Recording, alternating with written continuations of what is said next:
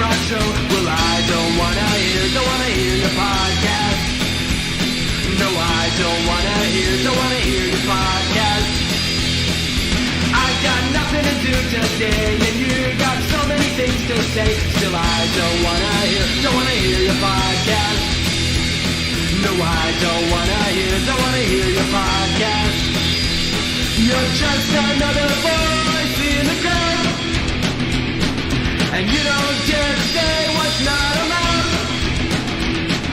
You bought a new pop filter and a fancy microphone, so go enjoy yourself and leave me alone.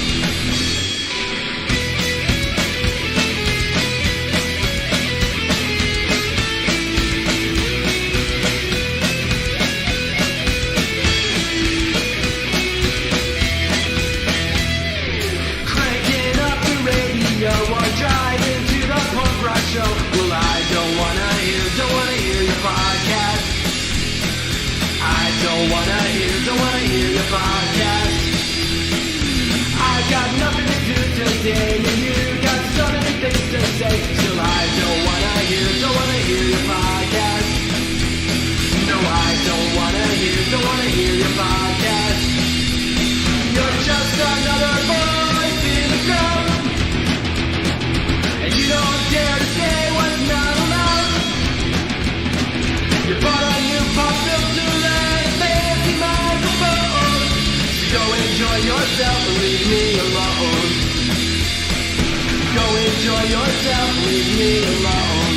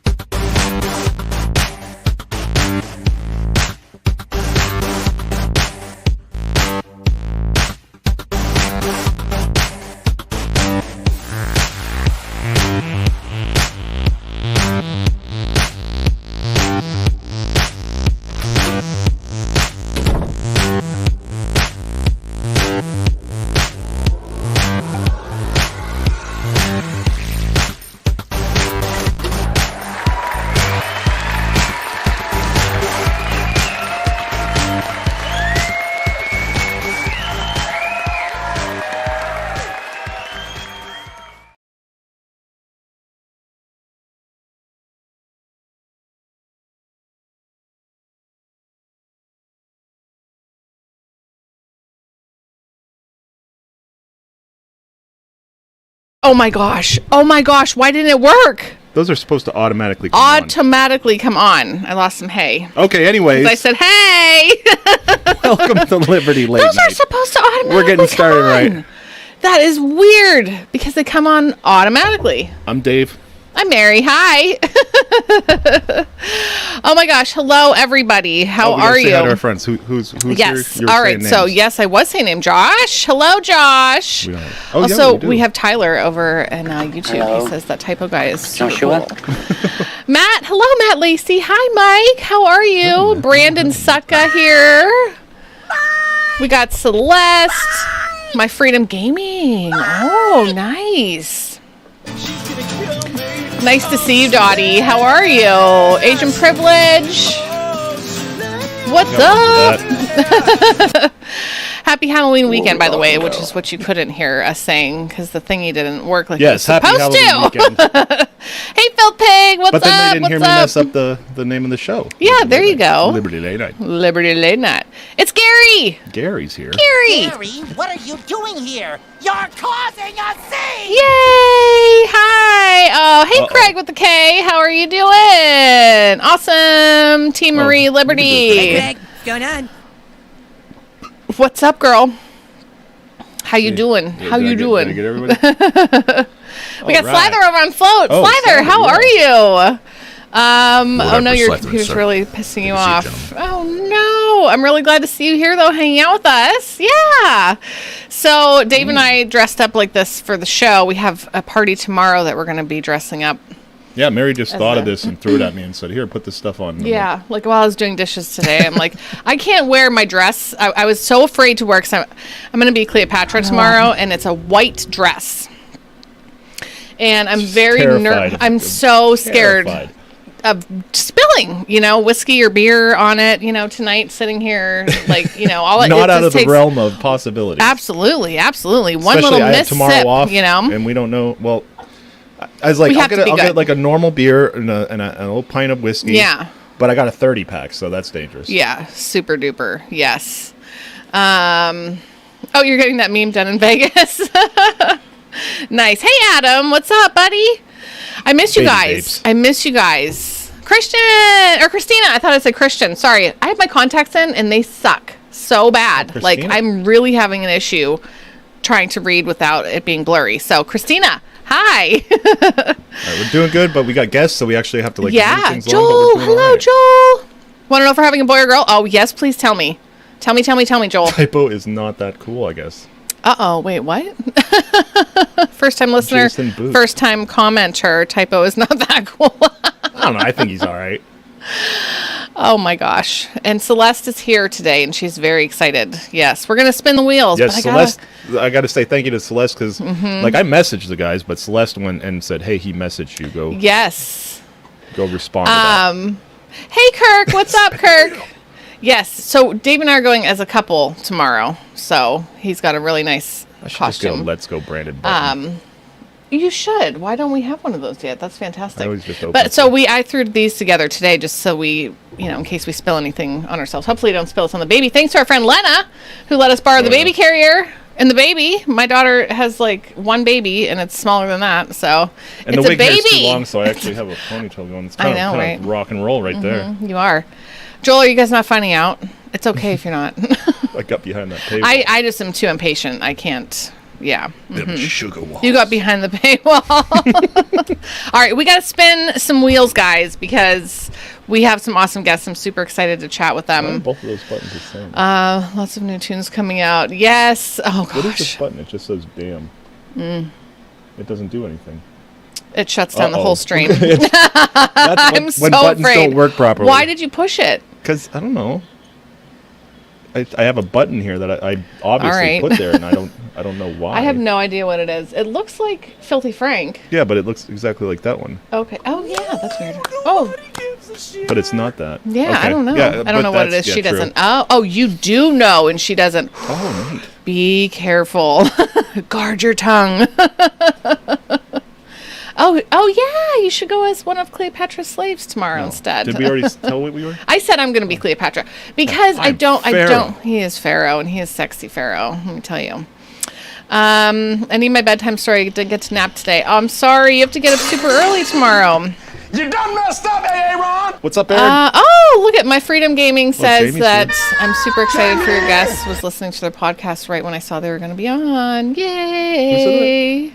My Freedom Gaming. Oh, yeah, up yeah. there. Yeah. Yes, Hey, Jamie Pyle. I was trolling their Instagram, Tori. and Hi, I saw you Tori. liking all their Aaron. pictures. I'm like, oh, he follows them. Aaron. Hello. Okay, anyway, All right, so- yeah, we got to spin them wheels, So y'all. every week we give away a prize to say thank you to one of our Swirling patrons. Silver Chat. Just a Okay. little thank Dave you G. for supporting us. Dave's got tomorrow off. Let's Oh. get weird. Yeah. Let's get weird. David. We love David. All right. You guys, Oh, here we go. gosh. So this week we're giving away this Oh, again, nice. Exploding Kittens. Yes. It's such Either a fun game. We Not love safe it. for work or safe for work. Yeah, we'll let you choose. You if can win. pick whichever one. They It's can such be clean, a fun clean game. or dirty. Mm-hmm. So And it's not like dirty. It's just like there's swear words. There's in swear whatnot. words, yeah. Or It's not like- whoa, no, nope, like nope. sexy dirty. Refresh. Close it. It just has swear words. Yeah. All yeah. right. Shaking hands, To the not wheel. babies. Very nice. Yeah. Whew, man, I remember when we first had Davey and they were like, you need to not shake your baby. And I was like, I didn't shake my baby. And they're like, we Katie, know. I'm Alan from The Hangover. Alan. Found a baby. Yeah. But they will make you sign all this paperwork now. Like when you leave the hospital, that's like you understand not to shake a baby. I'm like, yeah, you now do you're like your baby. Yeah, right? and I'm like, now you guys are like freaking me the frick out. Like, what the heck? Why do I have to watch a movie about it? But everybody does, so it's not me, and I don't shake my babies. Pope Francis, and an altar. No thanks. No thanks. You watched a car wreck today. I saw. Well, Dave showed me. Well, in the chat it said you watched something else. Mm-hmm. Oh. I saw that, yeah. So, but yeah, so Dave's he's Alan. Where the hell is Alan, by the way, anyway? He was here like 3 hours before the stream and commented on the YouTube video. Mm-hmm. I won't ever speak a word of it seriously. I don't care what happens. I don't care if we kill someone. You heard me. Oh my gosh, thank you so much for that. Yes. Oh my gosh, what a great quote. Yep. We should have had that ready for you. I'm gonna let it rip. Okay. Firestone, how are you doing? Hey, Mike. Also, Katie, it's super nice to see you. Mike Harwood! Oh my gosh, please someone tag Mike Harwood. Yes! Oh my gosh, frick yeah, Mike Harwood. Love that man. Yep. I felt very Mike Harwoody. Yes. Oh, you should. You should. Because this is something he would dress up as to, like, go get his yearbook picture taken as a teacher or something. All right, we got 3 minutes. We got to do okay. Yes. A3 is a myth. The ugly part because I haven't figured out how to do it clean. All right. So here's what I'm just going to say this real quick. On Sunday nights on Flote, FLOTE, okay, .app, I guess. We can go do whatever we want over there because there's no Mark Zuckerberg. It's free to do whatever you freedom. So the feds catch you. Yeah, but we're watching movies. We stream movies on Sunday night and hang out with our friends. So yeah, it's just like you're in our living room. It's exactly like watching a movie together in our living room, which is we're just in the basement. You guys are in your living room or bedroom or bathroom or wherever you are. So 9:30 p.m. Eastern is where. Is when we do that, and it's on Flote. So we spin a wheel to see what movie we're going to be watching, and it's going to be Halloween. Scary movies, yeah, scary ones. And it's Halloween on Sunday. Yes. So I am glad it's down to like the super scary ones. I'm very nervous though because I don't really like 2 of them on there for sure. I didn't see. You ready? Yeah. There's 3 on there that I don't think I've seen. Oh no, I saw The Omen. Oh, I don't like that demon stuff. We love you too, Joel. Oh, cool. Good. Oh, that was a good one. I haven't seen it in a long time. 1408. Yeah. Like a haunted hotel room or something? It is. And it has that guy who puts the radio over, the boombox over his head. You know, what's his name? The Wichita Falls. We share a brain, so we can't. As Wichita Falls, so falls Wichita Falls. Yeah. I can't think of his name, though, because, like, Dave can't think of his name. John. There we go. See, half a brain. You thought of half, I thought of the other. There it is. Biting the bullets. Yeah. Got it. You have to read the 1408 short story. Oh. They told me that. Tell me. They've actually seen the show before, and they still agreed to come on. Or how, you know, like terrifying. I just remember being like, yeah, so. We're 1 minute away. I should probably open Zoom. They were a good watch. Oh, yep. Yeah, yep. So we'll probably do one more Halloween movie after Halloween. Maybe. We're thinking about it. Maybe. But we got to try to find V for Vendetta needs to get in there somewhere. You're hiccuping. I am. Sorry, hiccup. Yes, I was typing his name when your brains finally worked. It was from Aaron. That's how we knew. And Celeste, you guys were sending us the information. Yes. Because we're like this. It's in Stephen King's Everything's... Oh, okay. I have not read a lot of Stephen King. I read like one book. Actually, most of the books I've read. Oh. Are you letting people in? Yeah, they're coming in. I got to turn off that mic. And we will let them on the ball. All right, Dave's going to do the thing. I feel like I shouldn't drink There's this probably going to be some shot adjustments, right like figuring this out when they come on. We always wait That's cool. for everything you do to your connect. thing. I'm just going to hang on and talk to... Oh, hi. You can hear me? Can I hear you? Awesome. Yep. Yes. All right. So I'm going to have to ask which one's which. You have a name tag on, though. What? I mean, seeing faces. Okay. Oh, okay. All right. I see. I was supposed to remember you that. For some reason. All right. Are you going to bring everybody on? Yeah. Okay. Call controls. Oh, there Kirk it is. says Friday after praying next week for V for Vendetta. Dave's probably going to be forced to work. Kirk. Yeah, I'm definitely. Yeah. Hopefully He's not. like forced so Yeah, I much can't do this it week. double. It was ridiculous. Yeah. All right. Look, we got our guests on. So is this going to automatically do the thing? I don't know. Is it going to go back and forth? Right? I'll probably turn on their audio. Typo, you talk. See if you pop up. Do I pop up? You Yeah, popped there we up. Awesome. It just popped up.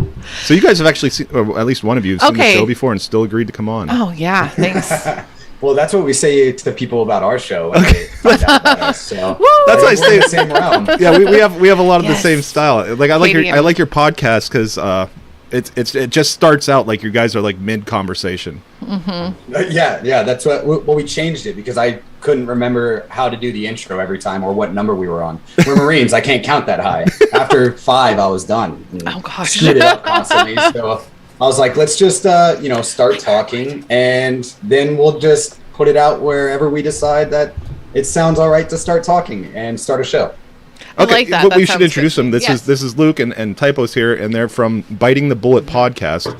I'll share the link in the. Yes. In the Mike Harwood, you're the winner of the prize tonight. You won Exploding Kittens. You can have the not safe for work or the safe for work, whatever. So send us your address, Mike, so Amazon can send you your prize. I mean, since it's on the episode that we're here, he gets the not safe for work. Yeah, just automatically. that makes sense. That's why I was telling Mary, I'm like, these guys are awesome. They use fuck as a punctuation. Right? Yeah. So- Yeah, my dad listens to my podcast, and he tells me, he's like, I will never show your mom this. Oh my gosh. Oh my gosh.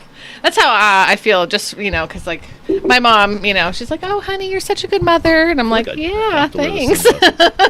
And then Friday nights, I'm here, like, drinking and doing shots. And Yeah. you're like, fuck the government. Oh, Kirk says about the crayons. So, crayons. I don't know. Crayon. How do you say it? I don't know. Mary doesn't know, but the first comment we got, we posted it in our community group. They're like, are they going to eat crayons live on air? I wish I had some. I ran out, but yes, that is. It's not a myth. It's factual truth. We eat crayons in the Marine Corps. Oh my gosh. The red one is the best. It's part of the The hazing. best. The red one is the best one. It's like the colors of the flavors, Yes. just like Gatorade. Yeah. yellow. I like the yellow flavor. Yeah. You can't like, Bye, Aaron. especially with Gatorade, you can't say what flavor they are. No. It's just whatever color it is. I know, that's my kids. They're like the green one. I'm like, okay, like that just seems like the original one to me. Like that. Yeah, but now they Yeah. have so many flavors. They have so many flavors of Gatorade. I'm like, get the purple one. What color purple? Dark purple, medium purple, light purple, Yeah. tinted Clear purple. sort of purple, the essence of purple. Like, Yeah, they actually have names, and I don't know the names of I don't- like the Gatorade. Like, I just know them as the colors. yeah, it's way too hard. It's way too hard. So, guys, how long have you been doing your podcast? We've been doing it for a little over 2 years now, I think. Nice. I think we started in March of 2019. So we're at like 112, 115, something like that. nice. Yeah, Like I we're, said, wow. not we're good around the with same numbers. time. Yeah. Yeah, we don't keep track of the numbers. Yeah. We should, but we don't because Well, we do a bunch of different. We're not a podcast either. Yeah. It horrifies me to think that people actually watch the show after the show. It's like People do. They're like, "Oh, I caught it afterwards." I'm like, "You watched the whole thing when it wasn't live." We're real big on audience participation, So It's the whole show. Dave, I We know don't told you come we with do a lot anything. of that's our friends, and that we've gotten to know over the 3 years. These folks are like family to us now, So Yeah. it's a lot of fun. But so how did you guys even meet, and then where did the podcast idea come from? You want to take this one, Typo? Yeah, sure. So, me and Luke actually, so we both joined the Marine Corps, and we met each other in Okinawa, Japan. We were stationed in the same unit together, and that's where we became really good friends. And then Luke went to 29 Palms. I followed him to 29 Palms, so we were like stuck together pretty much most of the Marine Corps career. We both decided to move out of the Marine Corps and go to college together, and we gave that a shot. And so we've been, I don't know how long we've known you, like 6-7 years or something like that. Yeah, I think it was March of 2014 when you got to Hanson. Yep, somewhere around there. So we've known 6-7 like, years. Yeah. Yeah. And then Basically yeah. lived together the entire time as well. Oh wow, Yeah. wow. Are you Yeah, guys? this is the first. Oh, you go ahead. I just moved back to Illinois. So this will be like the first time me and Luke's ever been like separated like this, which is kind of weird. Okay, as all right. adults. I was going to ask, like, whereabouts, are you still together? I know you guys used to record together, and then you moved one or both. Moved? Yeah. So there was 3 of us. It was me, Typo, and our buddy Nick, and we were all really close in the Marine Corps. We all met in Japan. And then moved on to I moved first because I was older in the Marine Corps, so my time came out of Japan first. So I moved to 29 Palms. That's where I got stationed. That's where my orders were cut. And then they ended up getting orders to the same base, just not the same unit. We were all in the same unit originally, but then got orders to the same base. And it's kind of a small base. It's one of the largest bases in the United States, but where everybody lives is really close together. Yeah. So Ryan says that he's right next to that. Oh, yeah. But we were all within like 5 minutes of each other. So then we all decided to get out, like Typo said, go to ASU, and we all lived together. And then this last year, with COVID and everything else, and I had been with my girlfriend for a couple years, so we're a little over 2 years now. And I was moving out with her, and then Typo he hadn't been around his family a long time, so he wanted to go back home to Illinois. Hang out with them for a little bit, and then they're planning to move, and then my girlfriend and I are planning to move back down to, not back down, I'm from Phoenix, so we're still here, but we're trying to move out south to the better lands than the West Coast. Okay. Trying to move away from the cities. Yeah. Yes. Okay, so what prompted the start then of the podcast? How did you come up, with the name? And like, were you just joking and then one of you got all the stuff and we're like, we're doing this? Like, how did it? So it kind of started. So we ended up moving in with Jared, who was the third host of our show for a while. Oh. Okay. And we used to just kind of like what you guys do all the time is just get drunk and rant about politics, but we would do it in our backyard. And then Jared was he was close to, I guess it would be Timeline Earth now. And he was a big fan of them, and they kind of pushed us into making a podcast, and we thought well, what the hell, let's see. We rant and talk about this stuff all the time. Mm-hmm. We might as well just put a microphone in front of us and see how it goes. And I'll tell you what, though, the very first one that we did was god awful. We didn't even release it. We were so awkward. We didn't. And I think what we tried to do is create structure to it, and we're gonna talk about this, and this, and this, and we couldn't. I don't know. It was weird. We felt uncomfortable, and then we're like, you know what? Let's just drink and talk like we usually do. Yeah. And just go at it and go into it, and then we would talk about whatever we want, and then just talk about some major topics that popped up in the news and stuff like that. But what really the reason we wanted to start it is at first. We thought we were the ones with this bright idea. Let's start a libertarian podcast. Oh, and we boy. didn't really know. Yeah, we didn't really know there was that many out there. But we thought okay, we don't know. We know there's some out there, but we don't know a lot of veteran catered ones. And we all came from the Marine Corps, so we wanted to try to get more veteran type people to the Liberty side. Yeah. And then right when we started, we found 5 or 6 other veteran libertarian podcasts. I was we're not alone at all. And that's okay though. Yeah. I feel like that's totally fine. The more the merrier. Get everybody, out there talking about it. If the same amount of libertarian men who started a podcast just had children, we'd overpopulate all the status. There we go. There we go. But that's the paradox. It's most libertarian men can't get a girlfriend, so that's the problem. That's the paradox. So let's start podcasting. Right. My Freedom Gaming wants to know: did Brian Blast Burgers inspire their podcast too? I don't know what that is. So, do you know what that is? I don't know who Brian Blastberger is. So okay.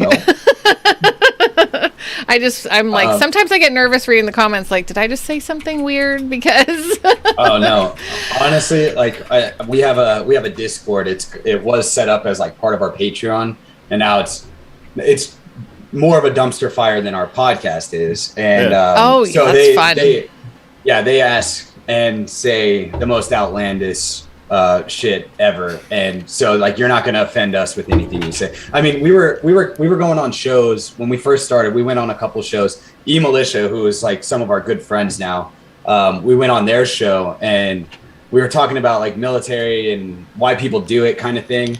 And one of the guys on there was like we were talking about how we understand why people are like, what the fuck, like when you start talking about why you join and stuff, like why would you ever do something like this?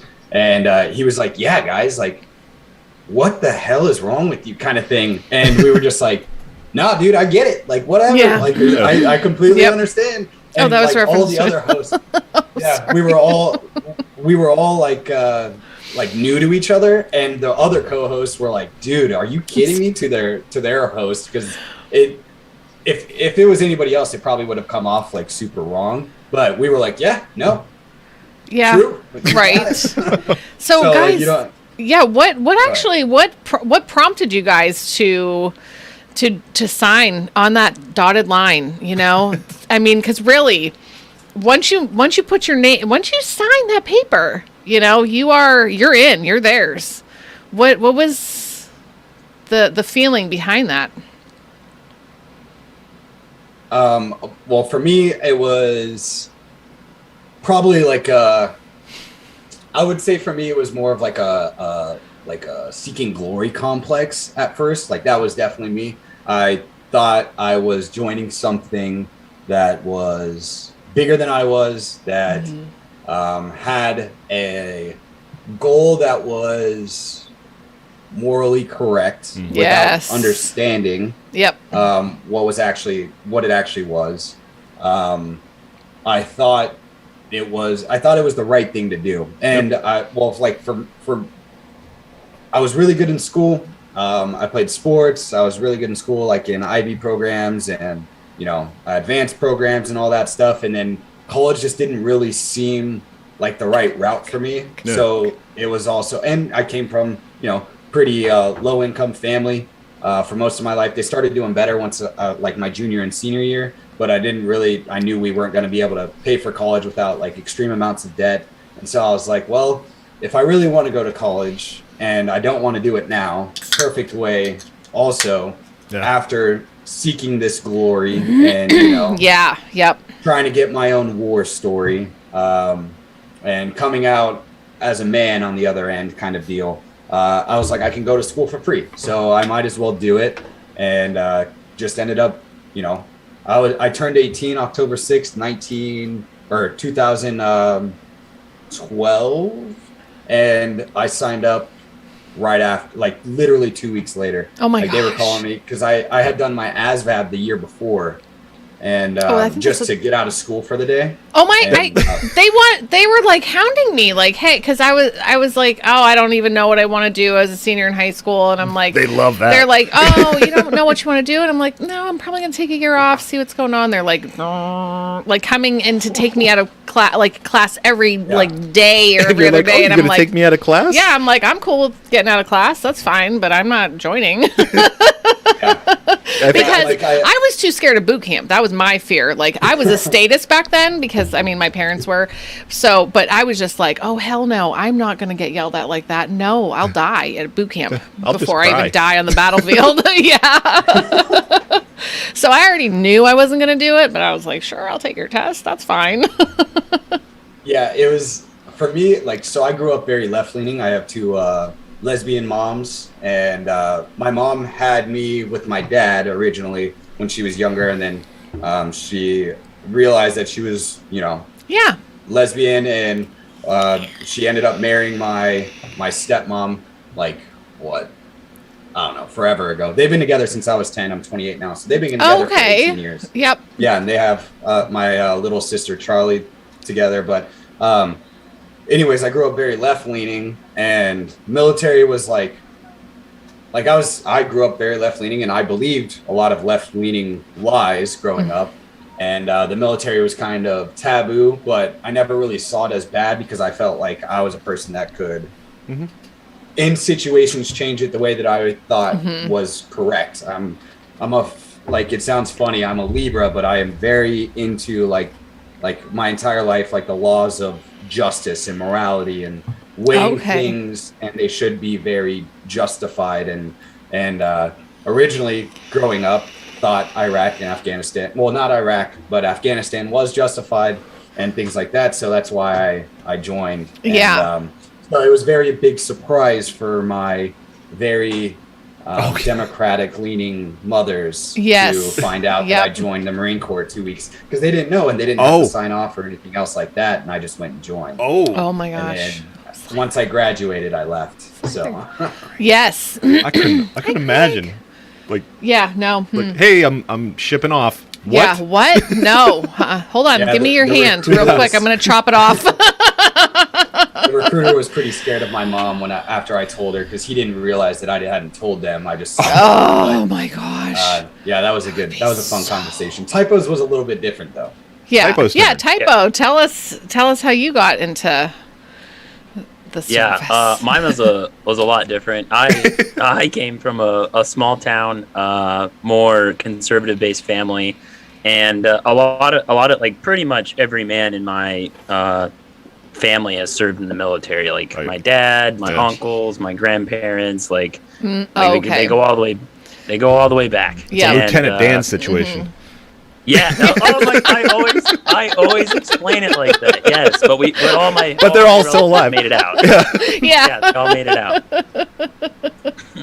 Dave is Alan exactly from like Hangover. See the baby, Craig? That's what I'm just gonna let Craig know. I think you need the sunglasses. The sunglasses, and I'm obviously a scarecrow. I feel like I can't connect with you. I'm sorry. I didn't mean to interrupt you. We're not couple costuming tonight. That's tomorrow night when we go to a party. So yeah. All right. Anyway, please. I'm so sorry to interrupt you, Typo. Oh, you're fine. You go ahead. So, Lieutenant Dan family history. Yes. Everyone alive though. Yes, they all made it out. So yeah, I wouldn't be around if they didn't make it. But they all always had cool stories. I mean, my grandpa was in World War II. My other grandpa was in Korean War, and then my dad was in like Desert Storm. So they always had like crazy stories and stuff, and it's kind of like an honorable thing in my family. And people around here like really respect veterans. I mean, now that I'm back, I was gone for 9 years, and 5 years I was in the Marine Corps, and everyone small town people, they don't keep up with like what people do when they leave.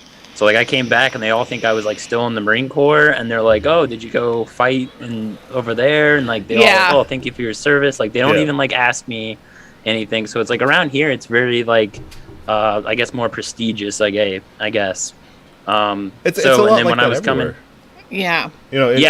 I'm sure it is. And that's why it's like a lot of like some anarchists and stuff get angry at soldiers and stuff like that. And it's like we were raised to believe that was the right thing to do. Go and defend your country.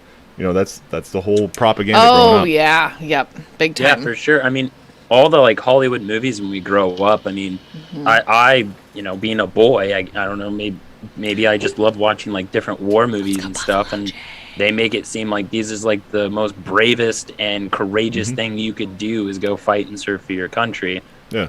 So I guess I bought into that. Yep.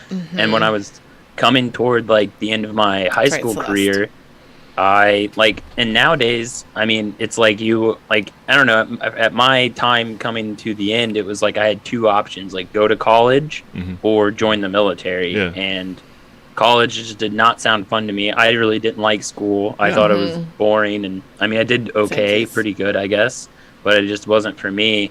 And so I thought, what the hell, I'll join the Marine Corps. And I mean, I didn't get the opportunity to surprise my parents. I actually had my parents sign the permission slip so I could join when I was 17. Oh my gosh. Oh my gosh. That is insane. Those are kids. You were a kid.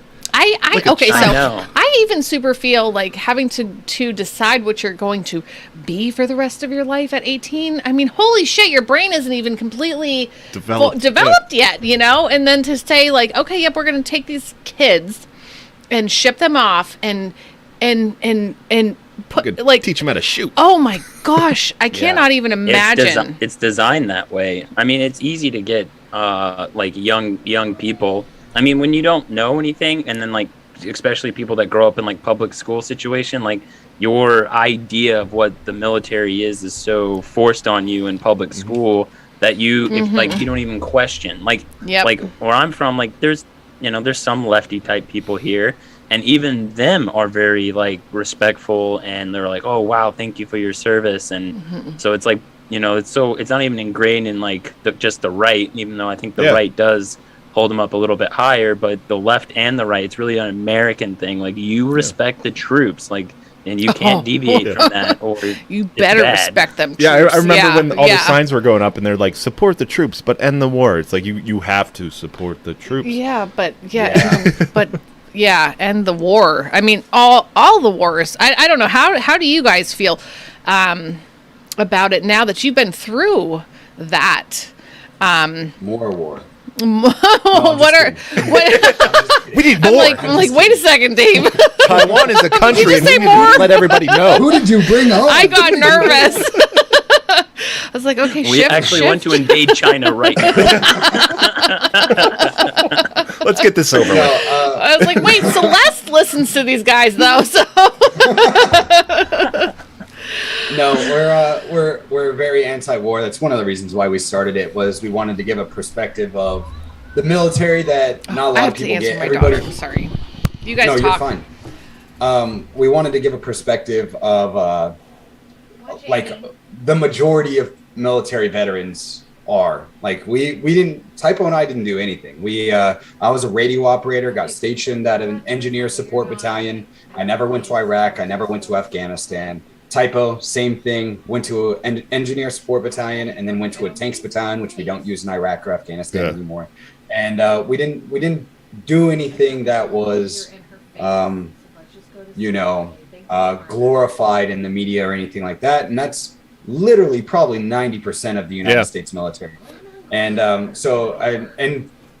once I was like, I wanted to go to war, and that was the crazy part. The crazy part, looking back at my time then, was while I was in, I was like trying to do everything I could to go to war. Yeah. Because that's the ultimate goal, in the military is like you go to war, you fight for your country. And so that was the big thing for me, is what I wanted to do was that. And now looking back at it, and especially once I was towards the end of my career, I started realizing like maybe what we're doing isn't right. And I was kind of grappling with that within myself, like trying to figure out what's actually right, what's moral, and what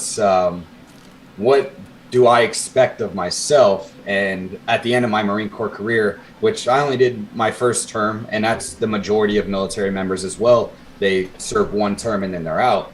And I decided to get out, not because I didn't agree with any of it. And I honestly believed that if I did deploy and did try to do the right things, through not even like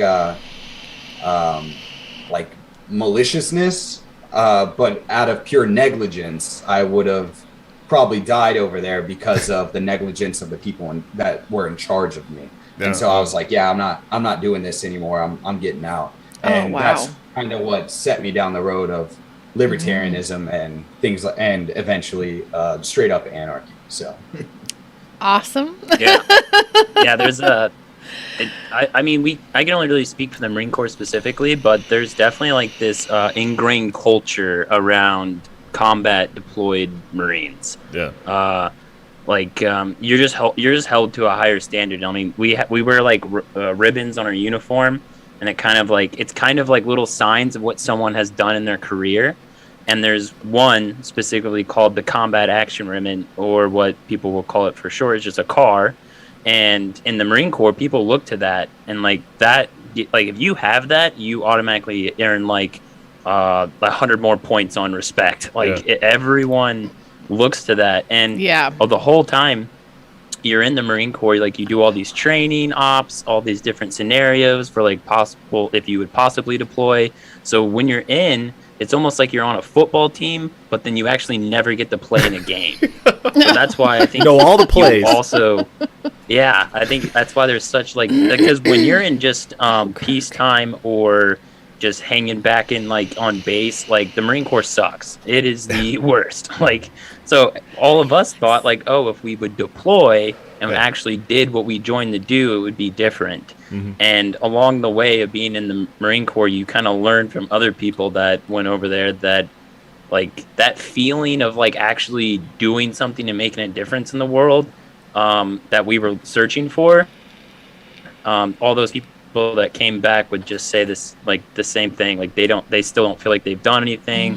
They don't even understand what they did over there necessarily. And it kind of changed my perspective along the way. And then same thing is like, as I was getting out of the Marine Corps, I was becoming more and more libertarian and didn't really agree with what we were going on. And, you know, I was an intelligence analyst for the Marine Corps, but I didn't really know like half the stuff that I do now about what our military did over there. Oh, yeah. Like, I would study other countries and learn like what their governments do to their people and their atrocities. And like, but we never learned about like America. We were always the good guys in every situation. And if there was something bad that happens, like, well, it's what happens. It's just the cost of war. And then when you start to like all that knowledge I learned about other countries, and when I just started looking at our own countries, or our own country, you kind of like realize like, man, maybe we're the baddies. We have skulls on our helmets. You guys, I'm assuming have seen the South Park. What's the name of that movie? World Police, or what is it called? Team America. Team America. Oh yes, yes. For sure. We all watched that together drinking. Oh, good. Yeah, we did too. We did a stream. That was, I think, Derek's stream. That movie. Oh, that was Derek's stream. Yeah, because we were watching it. Yeah. I wanted to bring up. I saw one comment. Oh yeah, if you want to talk about anything in the comments, yes. Yeah, it was a Carl. I missed the last name, but Carl. He brought up. Yeah, he brought up. His father or his grandfather was. I know you've done something. We got buttons for a lot of people. I know. It cracks me up, man. It's so funny. But he brought up that his father or his grandfather was disowned by the rest of his family because he went enlisted into the Air Force, and the rest of his family went to Annapolis or West Point, which is how you, like, at that point in time, you even now, you become an officer. And what's crazy is like the divide. And I mean, he got disowned from his family, and that's like a really real thing. Like, people take that crap so seriously. And it's like there's a significant divide in the military between officer and enlisted, and we talk about it a lot because we were enlisted. And we hated officers. So. It's like a whole different animal. They don't go through the same thing you guys go through. It's not like they're upgraded from the bottom. They just come in as an officer, right? Exactly. Are you kidding? They're like the educated. Oh, I didn't know. Put these on for Ryan. Yeah, they're the educated, right? And so like they come in and they're automatically in charge of you. They'll get assigned to a platoon usually as an 01, a second lieutenant.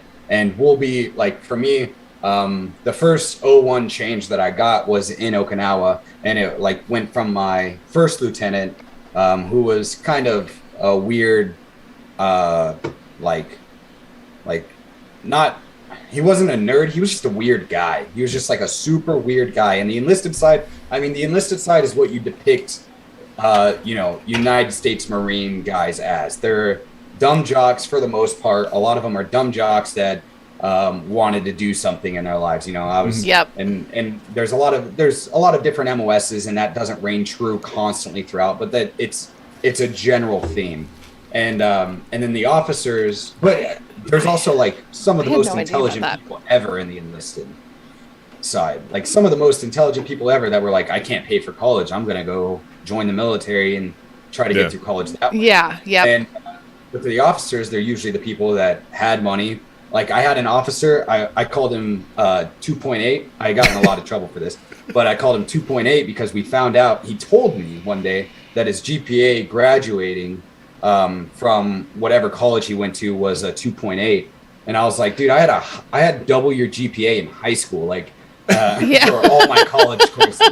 Like I would just like crap on him all the time as much as I could, because I was like, and this guy's leading, like he's leading me. He's supposed to be, and he was a year older than me, and he had just gone to college where I had joined the military. But everybody's telling me that this guy's in charge of me, and I was like, yeah, this is stupid. And it's the inconsistencies of, you know, we're the United States of America, reward merit and hard work and this, that, or the other. It just like, it was plain as day that all you had to do in the military to succeed is stay in long enough to succeed. Like it had nothing to do with how good you were.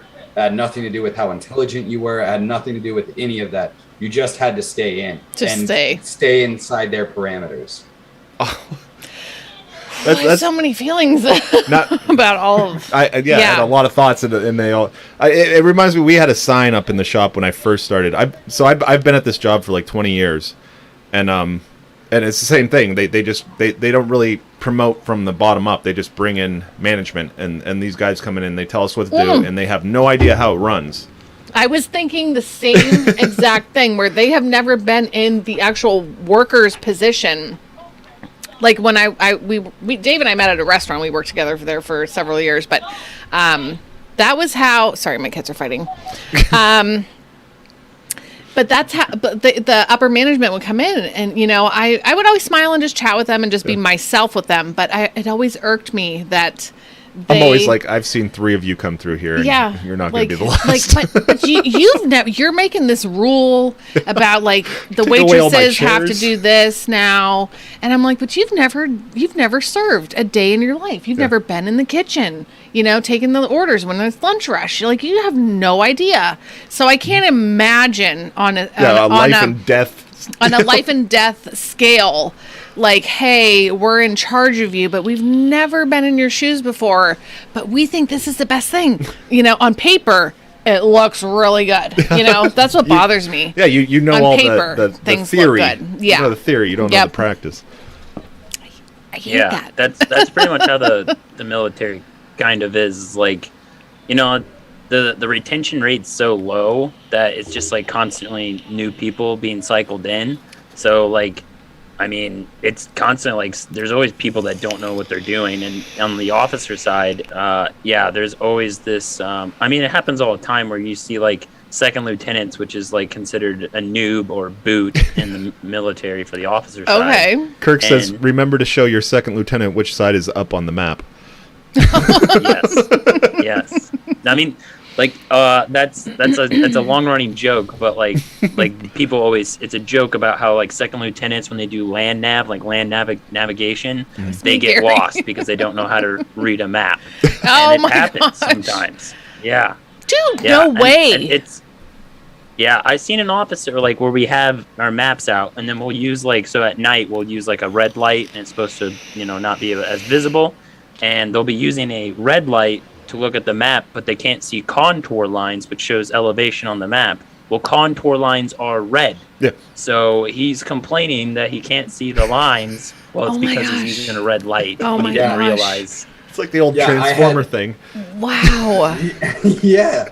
I had one. We were driving. So on night operations, we were doing a training out in the field in 29 Palms.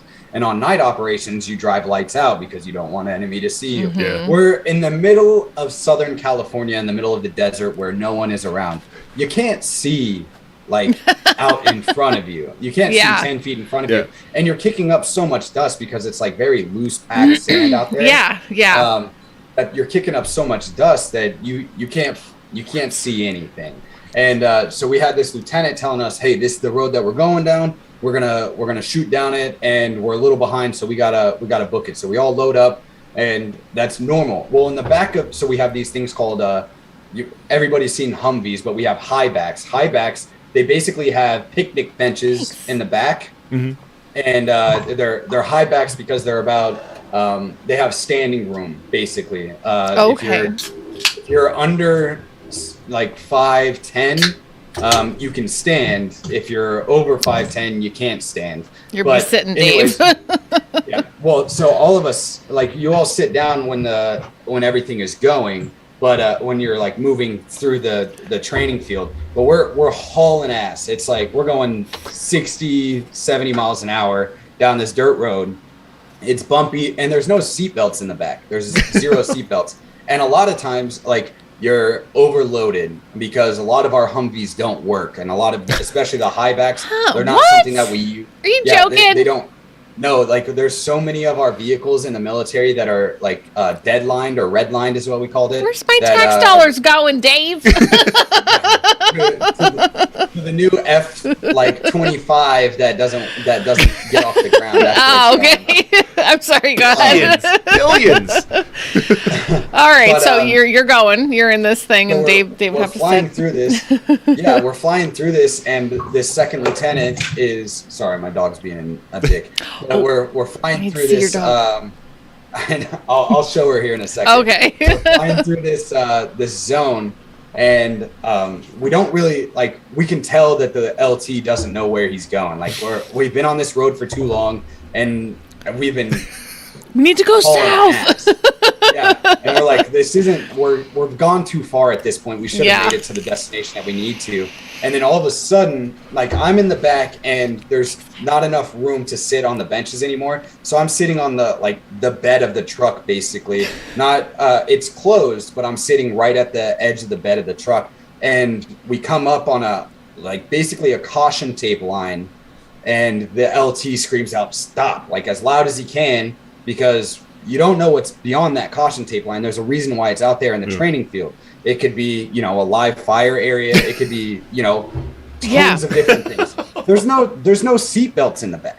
There's 0 seat belts in the back. So I went from 70 miles per hour sitting at the tailgate of this high-back Humvee straight almost to the windshield of this, because we slam on the brakes. Yeah. All because the lieutenant didn't know where we were going. And we actually missed our turn 45 minutes before. Wow. Holy drive shit. all the way back.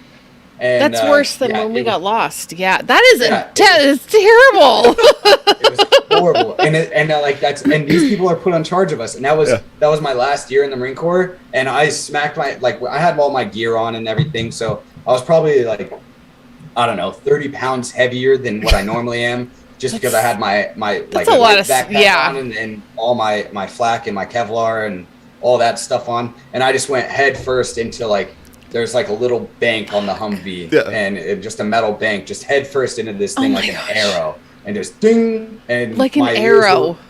My ears have been ringing ever since, and gosh. that's just no. And one of the who did the lieutenant blame for this mistake? Oh yeah, I mean, True. it was. To be fair, he said it was his mistake, and to not give him crap about being a second lieutenant that doesn't know where he's going, which we proceeded to give him crap about being a second lieutenant and not knowing where he's going. But that's how bad it is, and that's why I was like, these people are going to kill me. I can't go to Iraq or Afghanistan with these people. They're going to kill me. Right. Oh my gosh. It's so weird. It's just like corporate America, where it's like, we're a world-class operation, and I'm walking around is this world-class? Is this world-class? Right. You see that thing going, bah, bah, bah, bah, bah, bah, is that world-class? Yeah, I work in corporate America now, and I'm like, oh, so I'm just living in a circle. That's what I'm doing. Oh my gosh, that's so terrible. Oh, my hay fell out. Well, the equipment, when Luke was saying the equipment sucks, it sucks so bad that when me and Luke see an advertisement for something and it says military grade, we take that as a joke, because it's things broke down all the time. That's and, Dollar Tree quality right there. That's FDA approved. FDA approved. Yes. Oh my gosh. So bad. That's terrible. Okay, so what about the ammo dumps? Oh, who said what? Oh. To waste ammo. Luke, tell her about the ammo dumps to waste ammo. I need to know. Wasting ammo, just wasting it? Come on. Yes, 100%. So when we go to do live fires, this can be any situation, a training scenario. In the Marine Corps, we do annual training, and like for the number of people or whatever you're doing, they give you an allotted amount of ammo for whatever your operation or training scenario that you're doing.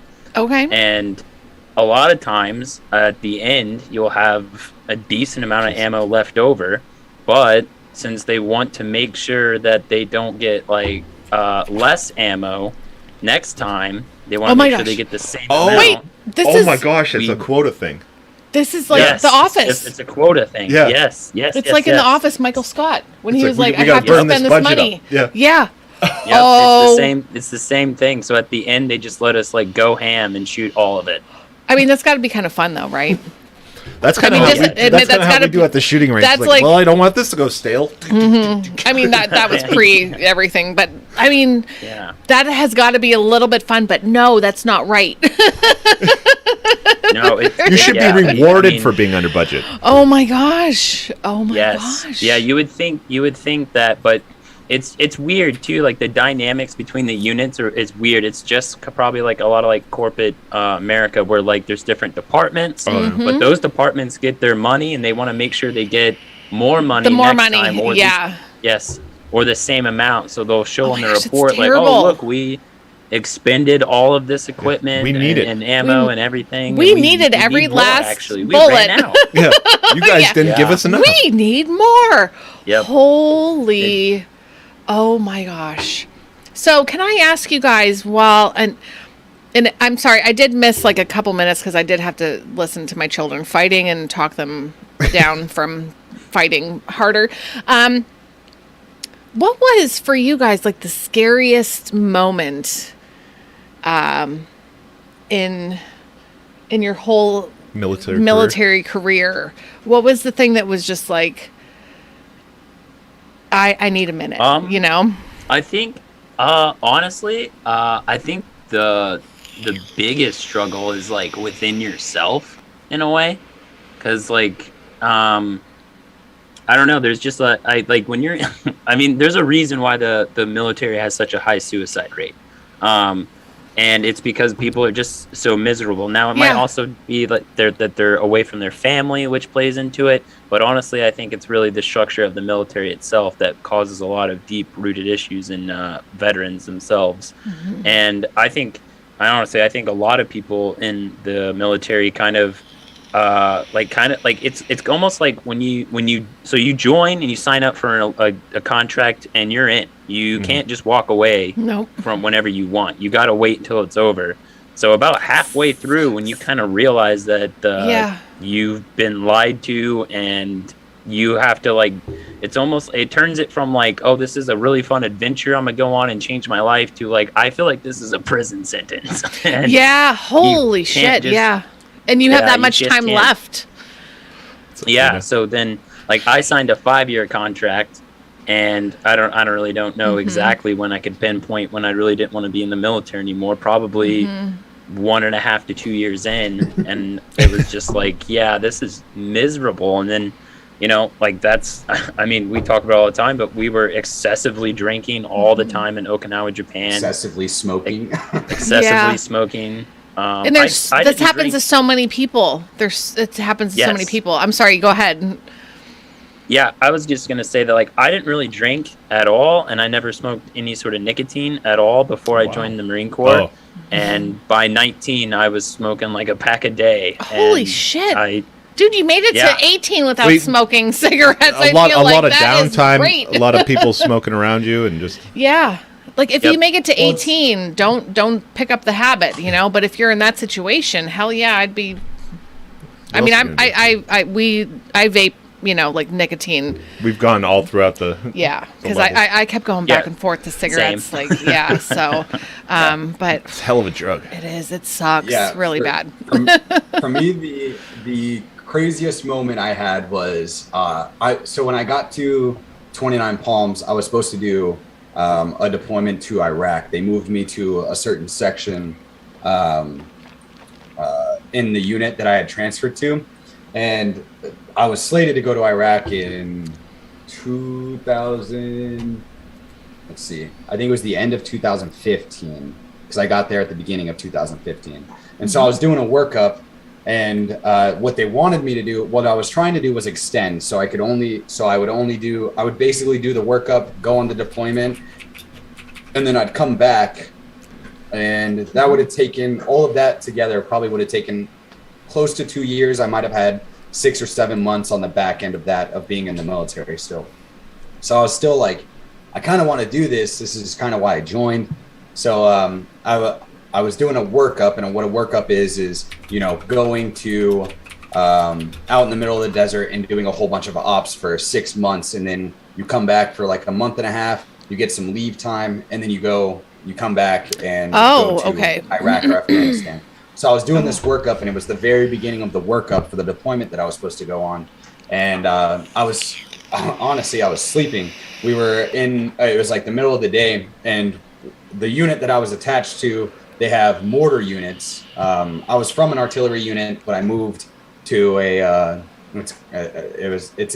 infantry unit, and they have mortar teams. So guys that, you know, throw a little projectile into a giant tube, and then it goes forever far, basically. And so they have mortar teams, and they called a call for fire on this one location, and they were so off that they almost hit. They were in the same grid space, and a grid space is 1,000 kilometers. They were in the same grid space as the main COC, which is where the first lieutenants, the sergeant major, the commanding officer, all the higher ups, all the important people are at. The important people.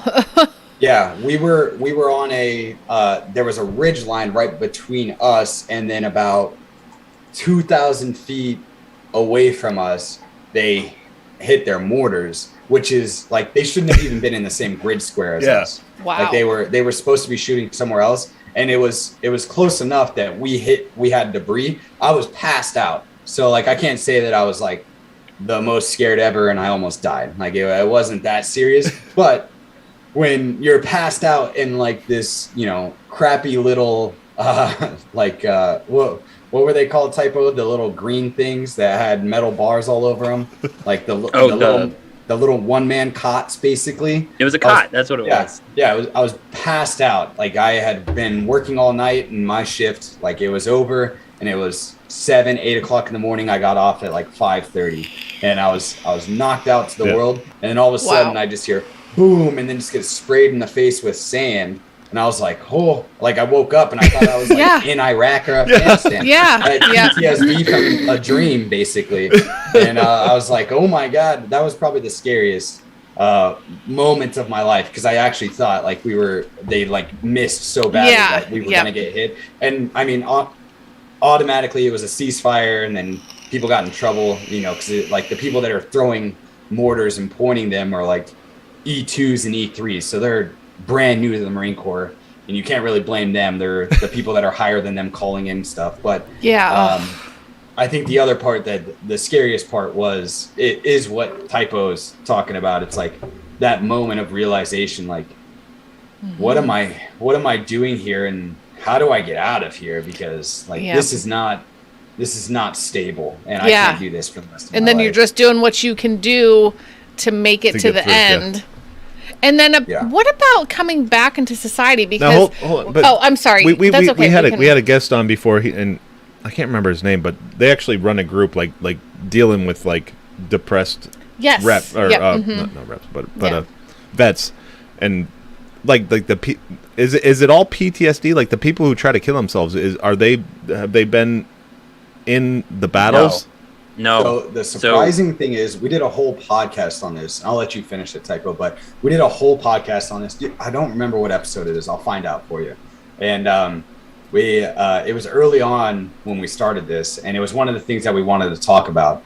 But honestly, the numbers suggest that, well, they don't suggest. The numbers say that the majority of people that kill themselves in the United States military are veterans from the Korean War. Currently, that's the large portion of veterans that kill themselves. But the people inside inside active duty United States military, a large portion of them, if not the majority of them, have never been deployed. Okay, so Because wait, everybody says you're it's telling me that, PTSD. like, Yes. So I read about this. So they did a study from 2001 to 2007, which, if you don't know, was the height of the Iraq and Afghanistan war. And statistically speaking, based on percentage-wise, you are much more likely as a veteran of the military to commit suicide if you never deployed to a combat zone. That's so crazy. Yeah. Wait, why? It's really messed up. It's crazy if you've never gone through it. So okay, yeah, like my brain is like... Yeah, you think I always just you think assume that it's the ones who have suicide gone. is because of PTSD, and PTSD is because you come back. did something crazy, or you're involved in a situation where people are dying, and you don't know the morality, or you faced malevolence, you know, evil people. And so I would say the reason is that there is no difference, as in there's no difference if you deploy or don't deploy. This, statistically speaking, and you will pretty much you will kill yourself. Your chances of killing yourself are about the same. Yeah. The numbers are only slightly different. Like, it's just a little bit higher for non-deployed veterans. But I think some of the reason is because sometimes the military does catch people that do have depression and suicidal tendencies, and they won't deploy them if they find out, or even if there's even sort of a chance that they will. So what I kind of think is, it's not the fact that people go to combat that make them want to kill themselves. It's just the military in general, that sort of culture and surrounding that you're in leads people to suicide. Yeah, and there was a comment there. I didn't see who it was from. Yeah, episode 10. That's where it's from. Jason Booth. But okay. Yeah, Jason is awesome. He's part of our Discord, and he. Okay, I thought it was one of you guys. I'm thanks, like, Jason. I'm like, this gotta be one of these guys. No, Jason's awesome, but there was another comment there where it was like it said something about because living inside the DMV kills your soul, and that's something that our buddy Jared says all the time. Yeah. Celeste.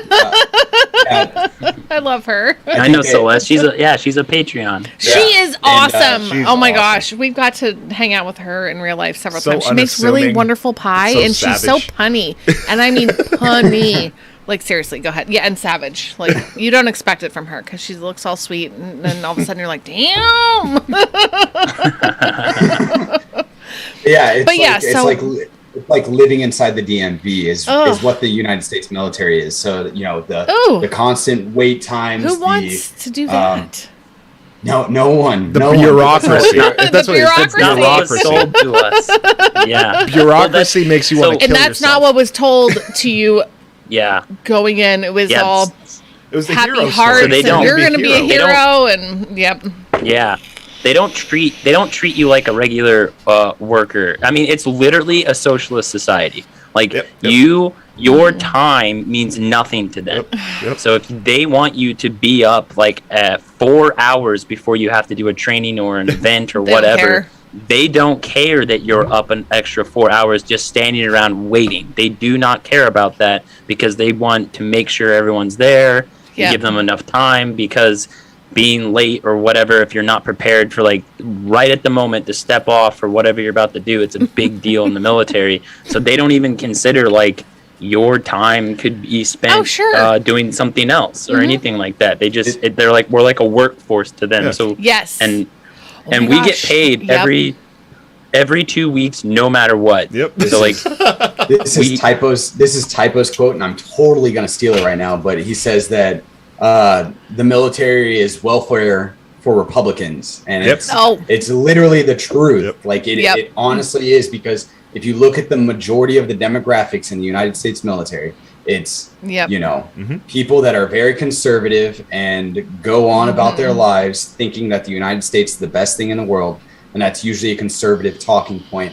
And he's right. Like when he said it, like it blew up a little bit on Twitter, and it was first off, it was hilarious to me. Like, I think that's Of funny as course. shit. Yeah, it is.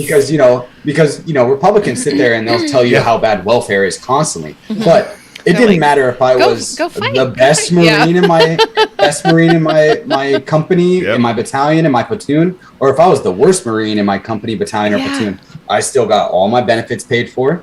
health wise. I still got a paycheck every 2 weeks, and it didn't matter, and it legitimately is. Yeah, I keep.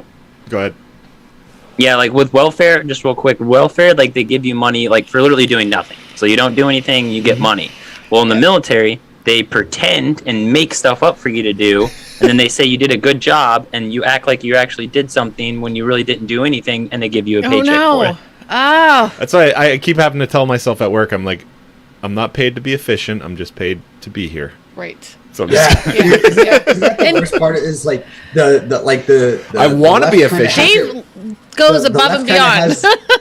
I'm like, I can't help it. I'm the same way. But the left has it right, where they talk about like wage slavery, and it's like, fuck, dude, like they're kind of right. They're kind of right, because I'm sitting here and I'm milking the clock right now. Yep. So I'm already done with my work, but I'm looking busy, so I get paid for all 8 hours, and they don't tell me anything else to do. Yep. Because if I do, like, we just got GPS in the trucks that I work.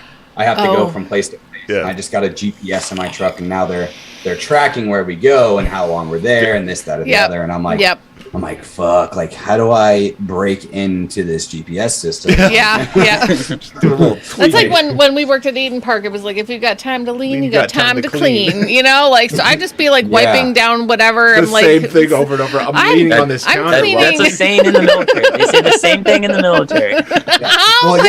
I mean, we've literally made, like, people get in trouble in the military, and you have to go out and mop the rain. I've told a person that. I've told a person, go out and mop the rain, and I've also told a person to go out and sweep their shadow away. Oh, dude, that's honestly, shit sounds like Auschwitz. Like your work doesn't mean anything, but your work will set you free. Yes. Dude, and they have a purpose. Blonde-haired, blue-eyed. What do you expect from me? Oh my gosh. I have to. Typo's the resident Jew. If he takes off his hat, you can see his hair.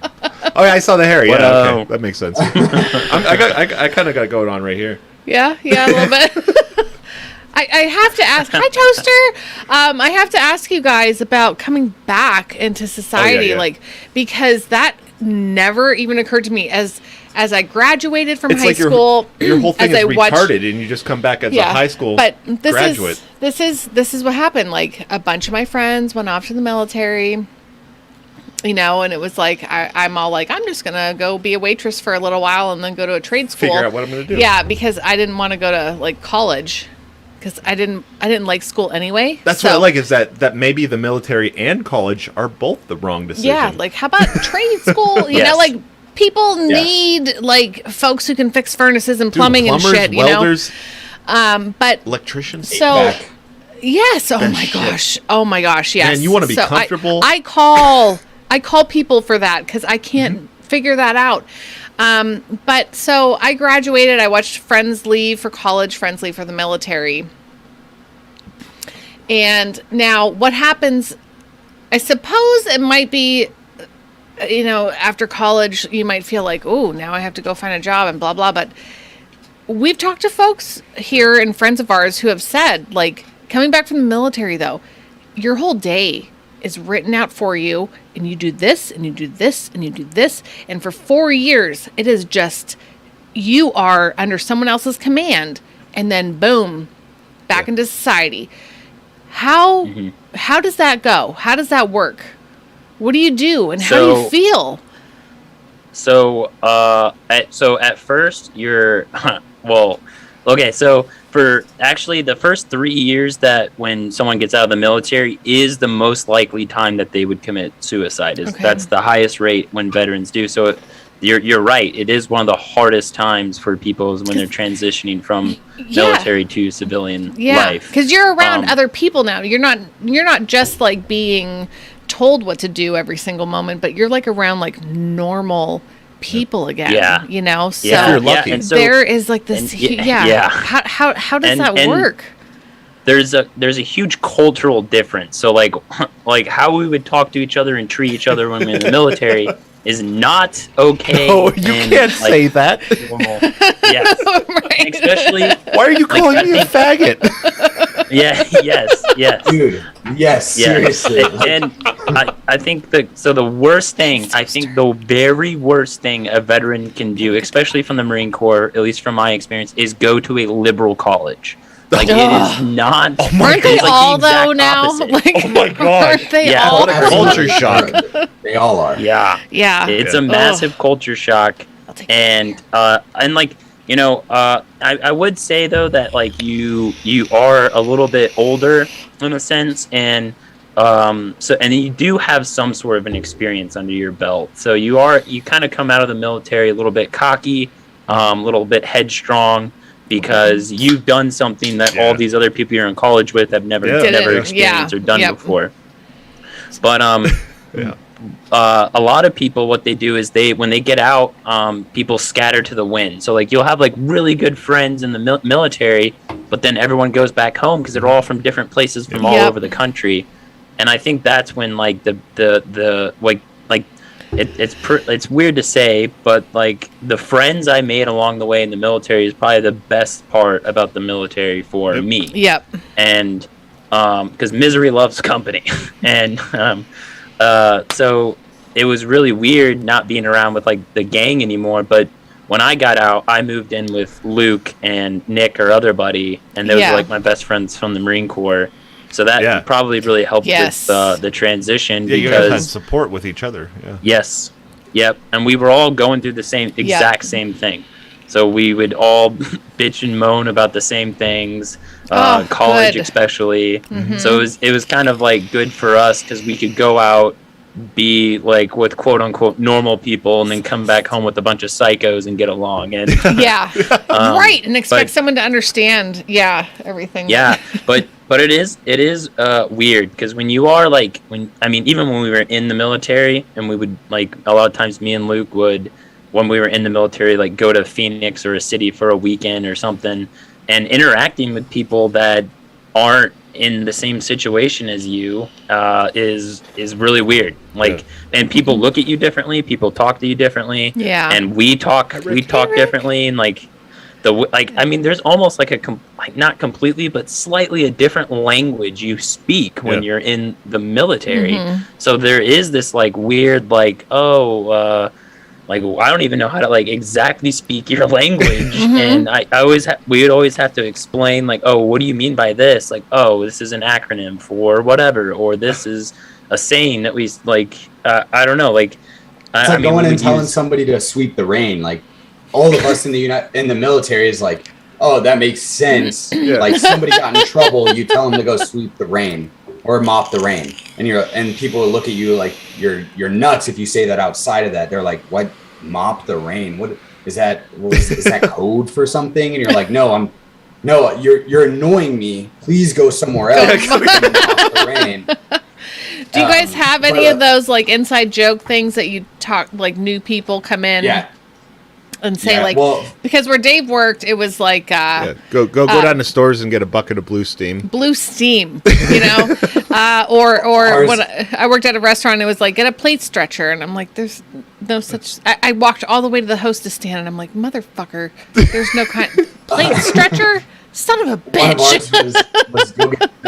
One of ours was go get the Humvee keys, because like Humvees, like our vehicles, none of them have keys. So it's like go ask second lieutenant blah blah blah oh my gosh, for the Humvee keys. That must have been like new. Oh yeah, that must have been convenient for the Taliban. Like very very convenient.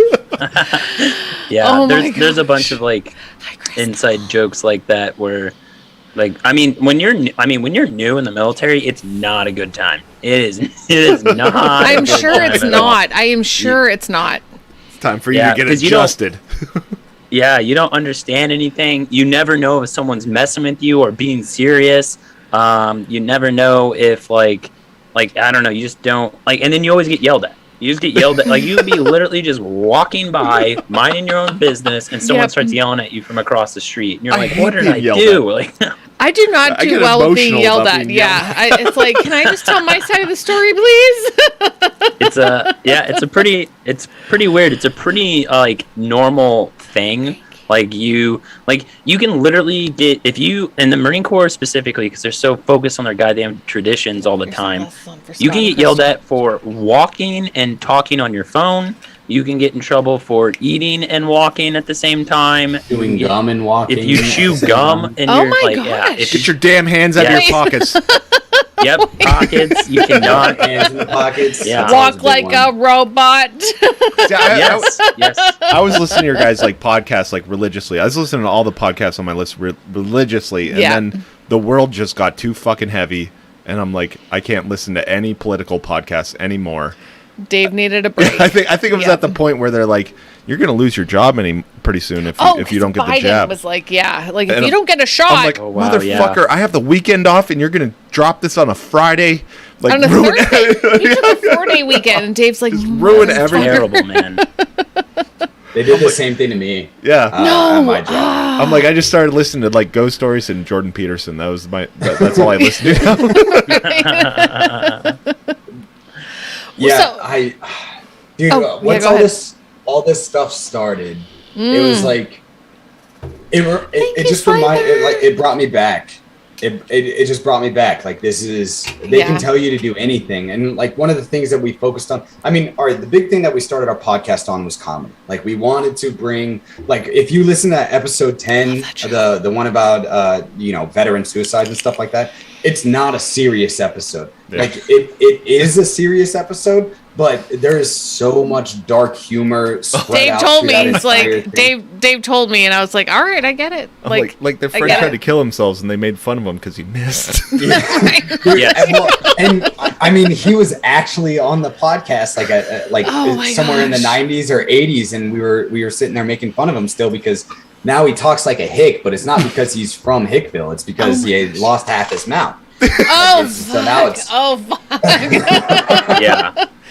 Well, and But you that's have another to- thing too. yeah. Is like I think dark humor like really is really deep in the veteran community, because like you're sitting around doing nothing, so all you get to do is just talk to your friends, and when you're like kind of miserable, you kind of look for weird things to joke about, and a lot Yep. of it's not appropriate, and a lot of it's and that thing would probably be the biggest thing that was so weird for us when we got out of the Marine Corps, because we could say like the most heinous things and maybe not PC, and but when we transitioned, we would still talk like that, but Yep. then we had like people around us that would look at us and stare at us, and people would make comments about it. Like there was always a white woman coming over and saying something.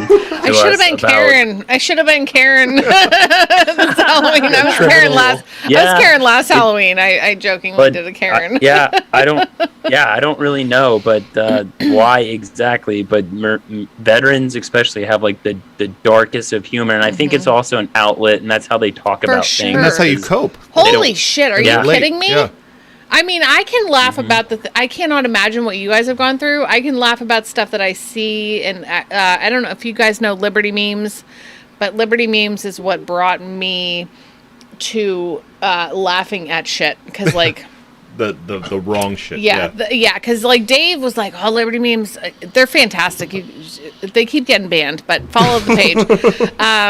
But I don't know how we haven't gotten banned yet on our yeah, Instagram page. it is like, it's so. I was like, "Oh my gosh, I feel kind of bad for laughing." And Dave's like, "But if you don't laugh, what are you gonna do?" And I'm like, "Cry." And he's like, "Then fucking laugh at it. It's okay. It's Yeah, okay. exactly. It is Yes. okay to laugh at it. Like instead of being like internalizing it and being angry and sad, I'm just like, oh shit, like that mom Yeah. put a backpack on Yes. that girl, and she's going on a buzz now. Akbar. Mom. Like, why's my backpack so heavy? You know, and I'm just like, holy shit! Oh my gosh, I'm losing my mind laughing, because what is the other option?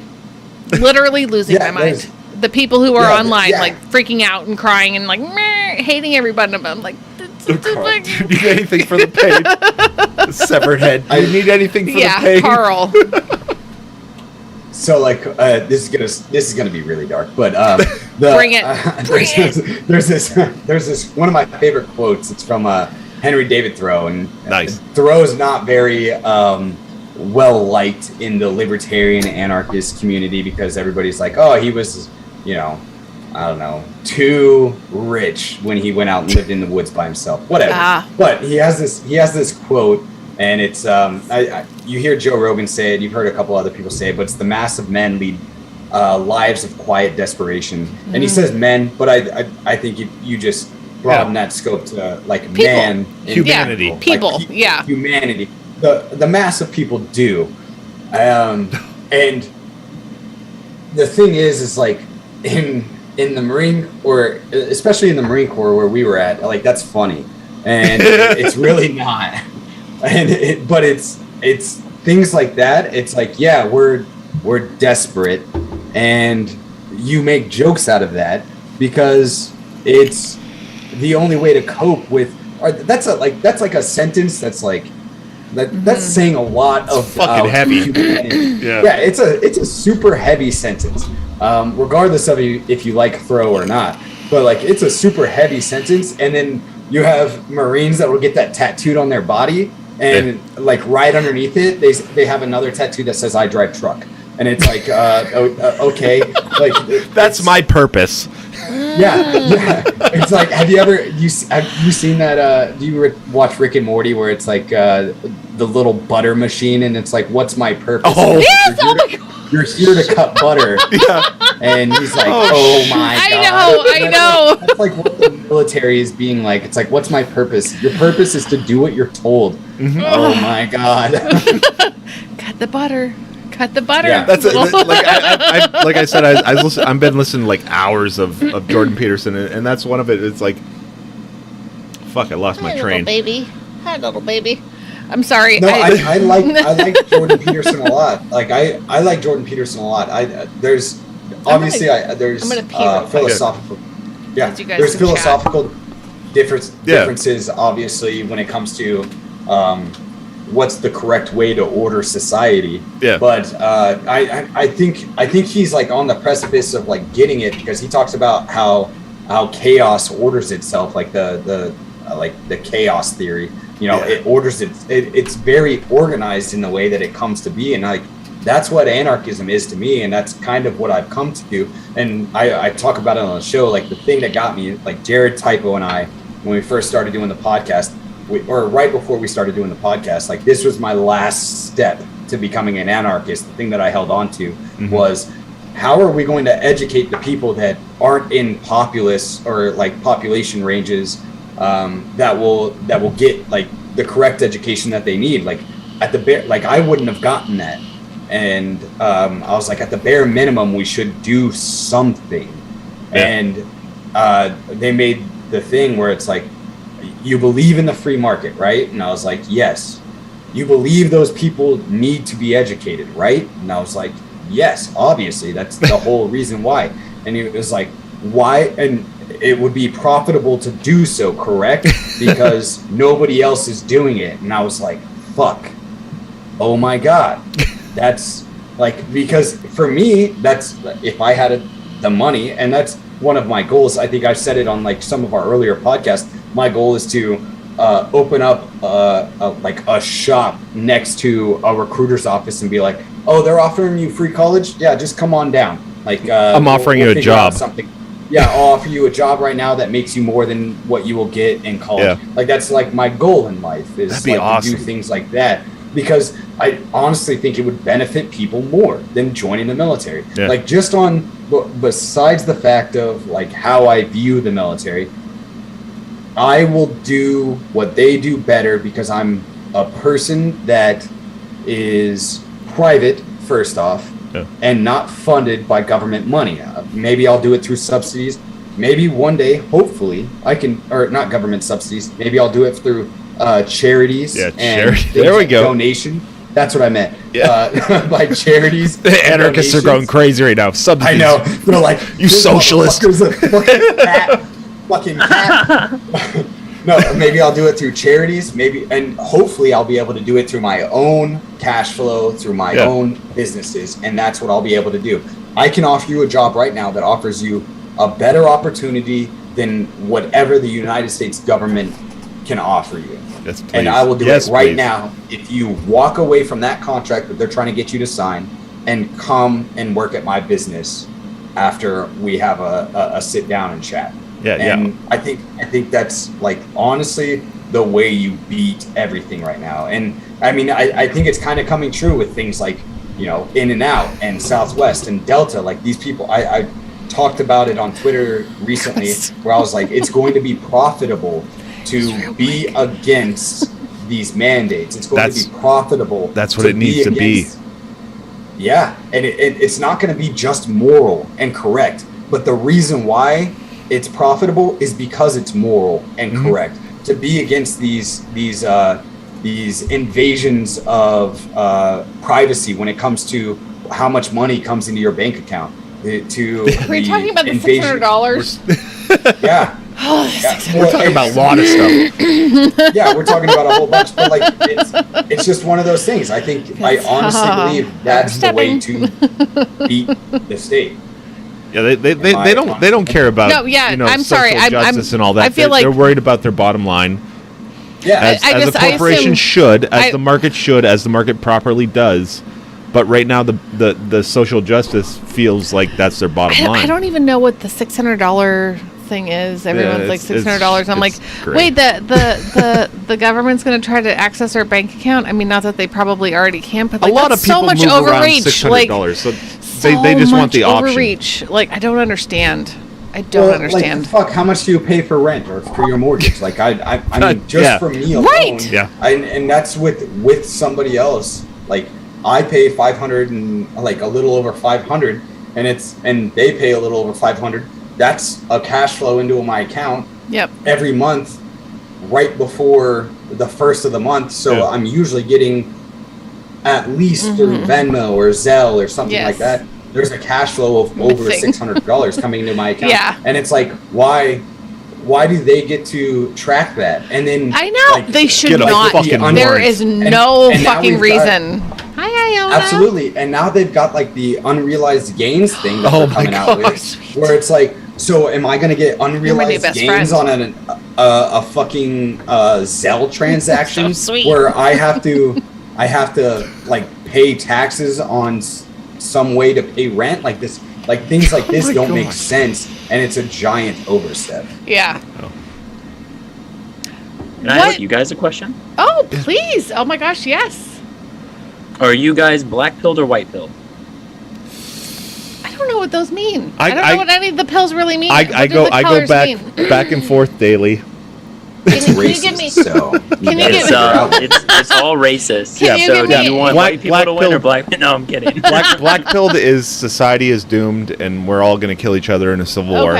White pilled is like what's happening now is a positive step and we're going to lead towards a more enlightened society. I want to be white pilled, but I feel like I think it's gonna get dark. It's gonna get ugly for a little bit. It's gonna get ugly for a little while, and we all need to be ready for that, whatever it means. I don't think. Well, no. Let me take that back. Okay, so yeah, it's gonna get ugly. I do. I think it's going to get ugly. You know why? Yeah, it's a deep question. It's like you're white pilled in the short term, or black pilled in the short term, white pilled in the long term. Yeah, It's like I super want to see it just like flow nicely into like everyone accepts and understands that we should all be free because we should be able to do what we want to do because that's our God-given right. I think we've evolved to the point where we can have a society without masters. But I see what's actually happening and how people are treating each other over who's president. I'm like, oh my gosh, that isn't even supposed to matter.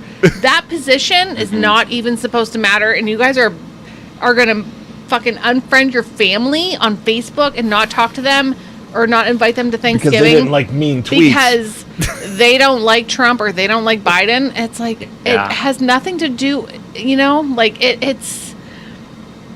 So I think, oh God, it hurts. I just want to say honestly, Typo, it hurts. We have 3 kids, and it fucking hurts me. Yeah, and you gotta hide it from the kids, but it's like you also have to you guys gotta be ready to slay some dragons. I truly feel like if we all just keep making babies, making them libertarian babies, make those anarchist babies. Make the babies. Yeah, it's definitely true. Because I did not grow up in a libertarian type. I was 25 when I finally that's the thing. Like realized me and Luke didn't, and we're here now. And I think I honestly believe there's a significant more about like I think there's a lot of people that they might not necessarily be like all about liberty like we are, where we do late night shows and talk about it. But you see it. I think. Yeah, but I think there's plenty of people. I mean, like, there's like 3 million kids that weren't enrolled in public school after this past year. You see, like, basically the downfall of the corporate media coming. Yes. Thank God. The decentralization of like everything. I mean, you look at comedy. Like, we're not getting our comedy through the old school way anymore. Like, we're not getting our music through the old school way anymore. Like, everything is becoming more and more decentralized. Yep. And there's like this battle between like everything becoming decentralized and like the old ways, like with these corporations and government, and that they're trying to hold on to like their old way of doing things. And that's probably why they're overcorrecting so hard. Like they're really overcorrecting. And they see the battle as they see the battle, and they're losing. Mm-hmm. Oh my God. Yes, and I think that's why things are so hyper right now, and like why the media is like literally insane. Like they'll literally can tell a straight up lie. Yeah. It'll be proven a lie a week later, and then they go on and act like it never happened. And they'll double down on it. Yes. Yeah, it's like the Sanjay Gupta ivermectin thing. We never lied. That's right. We never lied. You guys talked about that on your show. Like it was perfect. You showed the clip. That was so great. Because Joe really... I know. He went after him. Yeah, he's like, you're fucking lying. As he should.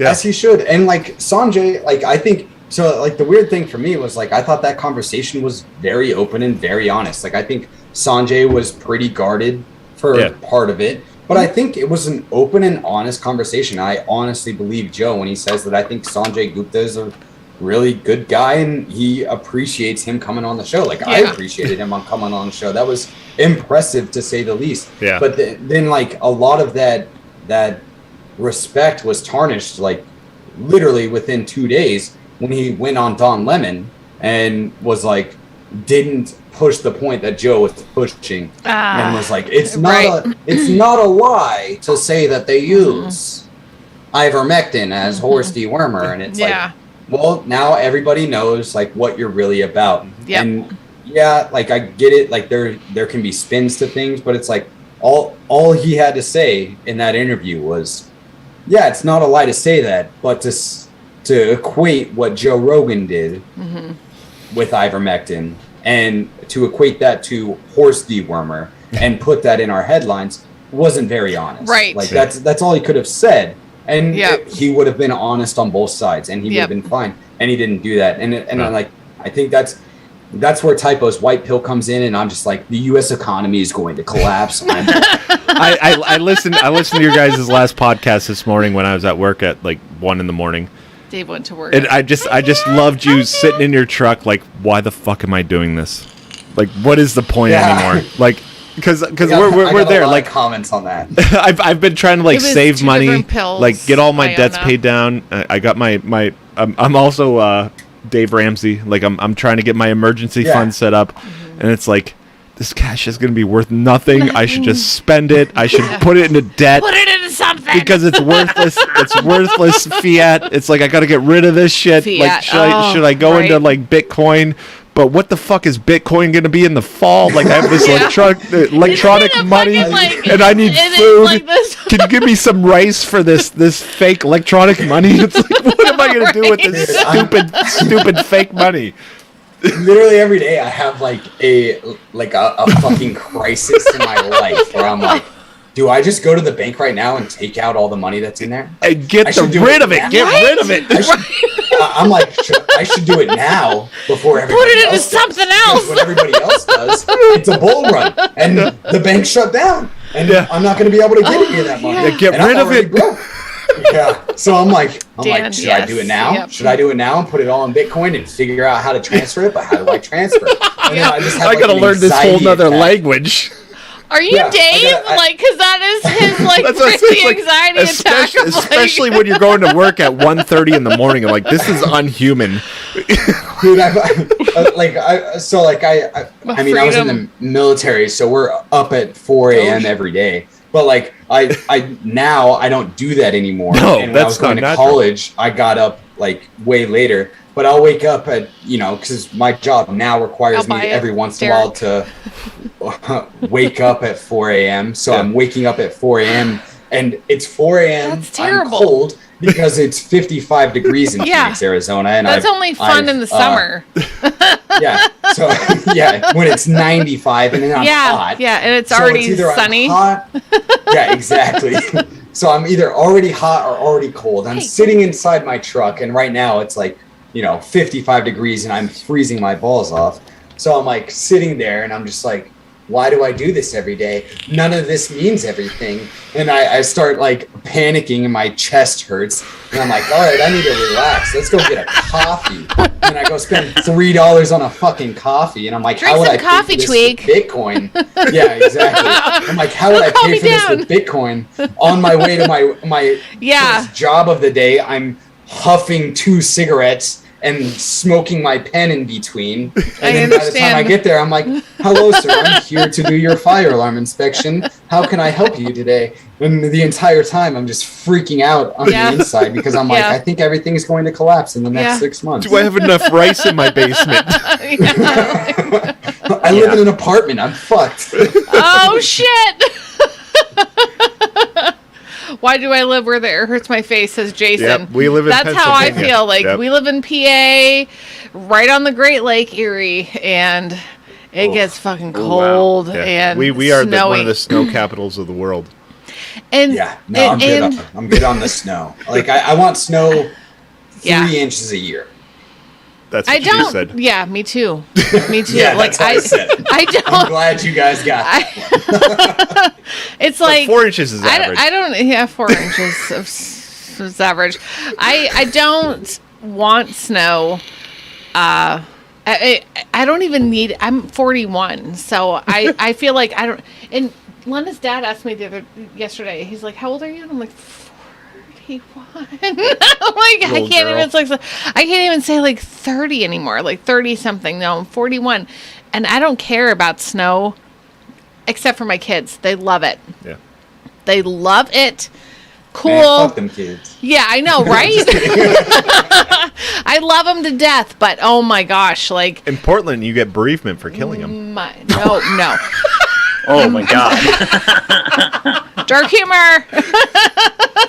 Dark humor. He wasn't joking. It's true though. He's not joking. It's true. Shake the baby. I'm gonna go pack the bags. No, I'm kidding. But that's what our Jordan Peterson thing. Where I'm like, you got to realize that you have the capability of drowning your children, and you need to deal with so we're walking through the Halloween store. I don't blame Casey Anthony out of it. We're walking through the Halloween store, and my kid was like, my 8-year-old was like, something about like, what did he say? Like something about, oh, you're gonna kill me, and I'm like, I would never kill you, and Dave's like, never say never. And then you come my to terms kid, with this shit. no, but then my kid was like, you can't say never because never and always aren't factual. You can't say never, and I'm like, kids say the wildest shit. Yeah, because I tell him that I'm like, you can't say never. He's like, I would never, or she always, and I'm like, you cannot use those words, guys. Those are you cannot, because never and always. Honestly. Yeah, I always got that from my mom when I said hate. And like, you can't say hate, and I'm like, no, I fucking hate this. And they're like, you're 10, you don't say fucking. Yeah. Also, you don't know what hate means. Yeah, my kids are always like, I hate you, and I'm like, I hate when you guys say that. Oh shit. I hate when you guys say hate. Oh, fucking look in the mirror, Mary. Look in the fucking mirror. Because that's what your kids are a fucking mirror. Yeah. Of do you guys have kids? Do you guys have kids, or do you plan to have kids? Do you want to have kids? Yes. Yes. You do, or no? Yeah. You want to? No, I don't have kids. Neither of us have kids. Okay. And you're like, okay. We'll figure it out. And Typo says yes, he wants children. Yes. Okay. Oh, awesome. How That's many? a good libertarian. How many kids? and I never judge anyone on whether they want to have kids or not. It's up to you. But okay, Dave's gonna go pee. Don't No, pee the on baby has to pee. Oh, the baby has to I gotta pee. change his diaper. Dave's gotta change the baby's diaper. Duty calls. Do you have a number in your mind? I mean, I was gonna have one and see how that goes. okay, and then yeah, decide. samesies, yeah. We had one, and I was like, One and done. yeah, one and done, totally, because like it's crazy. And then all of a sudden, I was like, maybe we should have another one. Oh, yeah. And then we accidentally had, like, not that Jane's an accident. She's not an accident. She's God brought her. God brought her to us. Yes. Yeah. We have a third my mom one. tells me, my mom tells me all the time that I was a mistake. Shit. Yeah, like unplanned. Like I was not supposed I to. would never tell my kid that. My dad told Typo I was supposed to be aborted because my mom wanted me to. Oh my gosh. My dad told. So obviously they're separated, but like I didn't find this out until I was 27. Holy shit. And Typo went with me back to my where my dad lived, and he told me that, and I was like, I could have lived without this information. My dad's he's a good person. Sure.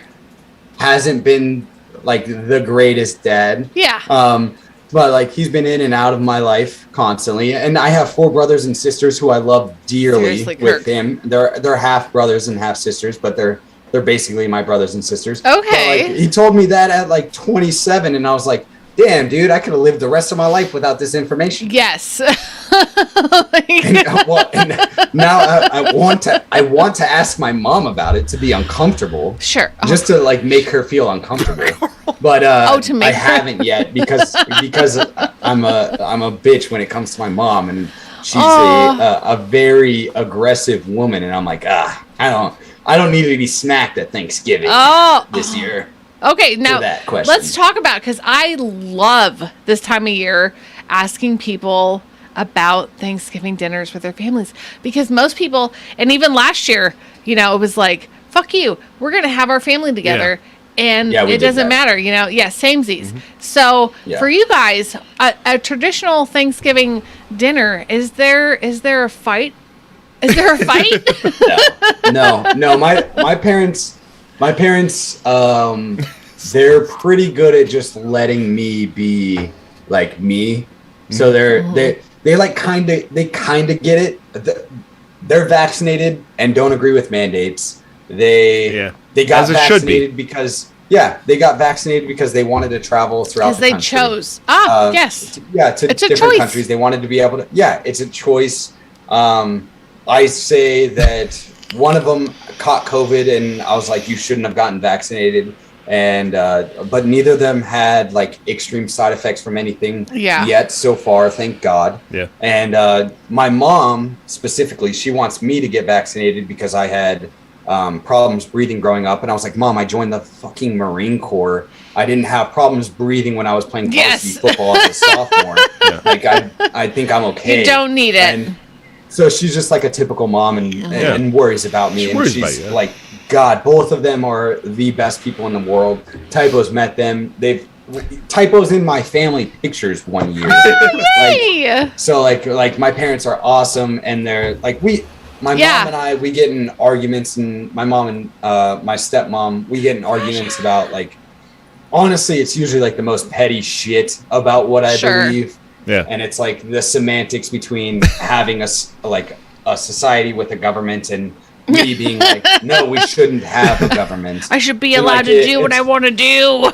Yeah, it's most of the time it's very pointless, and I'm honestly pushing the point of being an asshole. So it's not really their fault. I shouldn't fly an airplane on heroin, but I should have the right to. I should be allowed to. Stand the heroin, I should be able to fly. And if people know I'm on heroin, Mom. yes.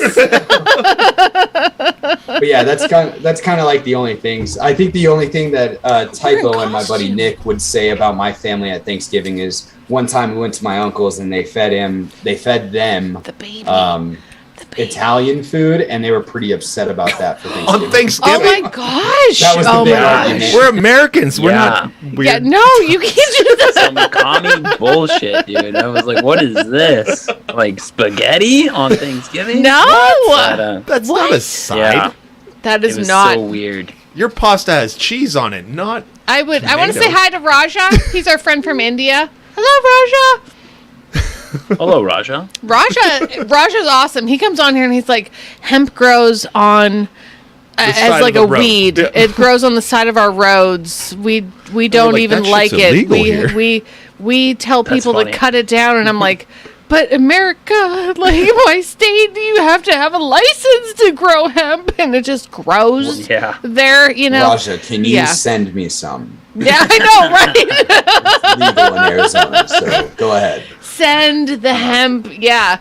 And then too about the cows, he was mooing to a cow, but he said that because cows are like they're sacred there, but yeah. once they stop producing what is meant to be produced for the family, people just let them go. But so they're just walking around on the street, but people still feed them and keep them alive because they're sacred. So they might not be their cow, but they're like, hey, it's like a stray cat, like coming up to your door, like, hey, I want some food. And it's Yeah. like, okay, here, but you're a cow. You know what I mean? That's Like, kind of Big funny. ass stray cat. Yeah. Well, that's kind of funny. So when I was in Korea for like 3 months, and they farm dogs. Like they eat dogs for what? there, and Oh, they're- shit. No, I'm like, for what? For no, food. Oh, you made the Don't you judge. They wrong eat question. them. And yeah, Where's it was, Sherry? it Sherry was a ate little dog. weird. Yeah. Oh. Did you Wow. do you guys know Sherry Voluntary? Sherry's awesome. Yes, also- I met her at Childeberg. Yeah, she I commented. love Sherry. Yeah, Oh. she ate dog. You guys ever eat dog? Do you guys ever eat it though? Probably. I just don't know about it. Yeah, I eat a lot we of were in local we were in Asian food. Japan, dude. We didn't know what we were eating. Yeah. So yes, This I'm sauce is assuming that. amazing. Yeah, like yeah. But yeah, it's just weird, the cultural differences. There was a lot of like Marines that were like kind of upset, like, I can't believe they fucking eat dog, and I was just like, dude, they worship cow in Yeah. But India, that's the like they're thing. sacred there, And we so eat it's just cows. different. Yeah, check Like, yourself. It's just a totally different. Raja says, I send hemp, loads of it. I charge Bob's and Machine. I love you, Raja. What do you say? Yeah, I charge Oh, he said Bob's and Machine for the hemp. He's so funny because he doesn't even actually sound like the He typical sounds like Australian. Yeah, he sounds Australian. So yes, you're right about people eating different animals. We see them as pets. Fucking hay in my pocket. We're drunk now. We see. Sorry, I'm so sorry. Same. I'm so. Oh yeah. We see them as pets, but like the way that they look at cows. Yeah, and where we you draw the line. just slaughter those motherfuckers. Like, give The me whole steak, reason they give me exist all- on this continent Yes, is it's because so they I make can eat awesome them burgers. because Yes. I want to eat. Yes. I want to eat What them. other purpose do they Yes. serve? Like eat grass and fart and ruin the ozone layer. Well, what are you gonna do? Yeah. So Celeste asked, because Raja's here and we have done this with Raja, can you guys, Typo and Luke, both do your best Indian accent? And don't worry about it because mine was terrible and so was Dave's. Thank you. Come again. Oh my gosh! Okay, thank you. Please come here. Oh my gosh! Oh my gosh! Now Luke's working on All right, his. Luke. Yeah, I had to because Is Dave it- did that one and I was like, what am I gonna do now? It's my turn. Yes. All right. Thank you, sir. Please see your way out of the 7-Eleven. Give me your cash and leave. You need to leave right now. You leave now. You leave now. You leave now. Thank you. Come again. or the last place me and Luke lived at, there was an Indian family that owned the gas station right next to us. but the father had a thick accent, but their kids didn't. It was just like so typical and like stereotypical of like an Indian family runs this gas station. They're following the black people around. The white people are stealing shit.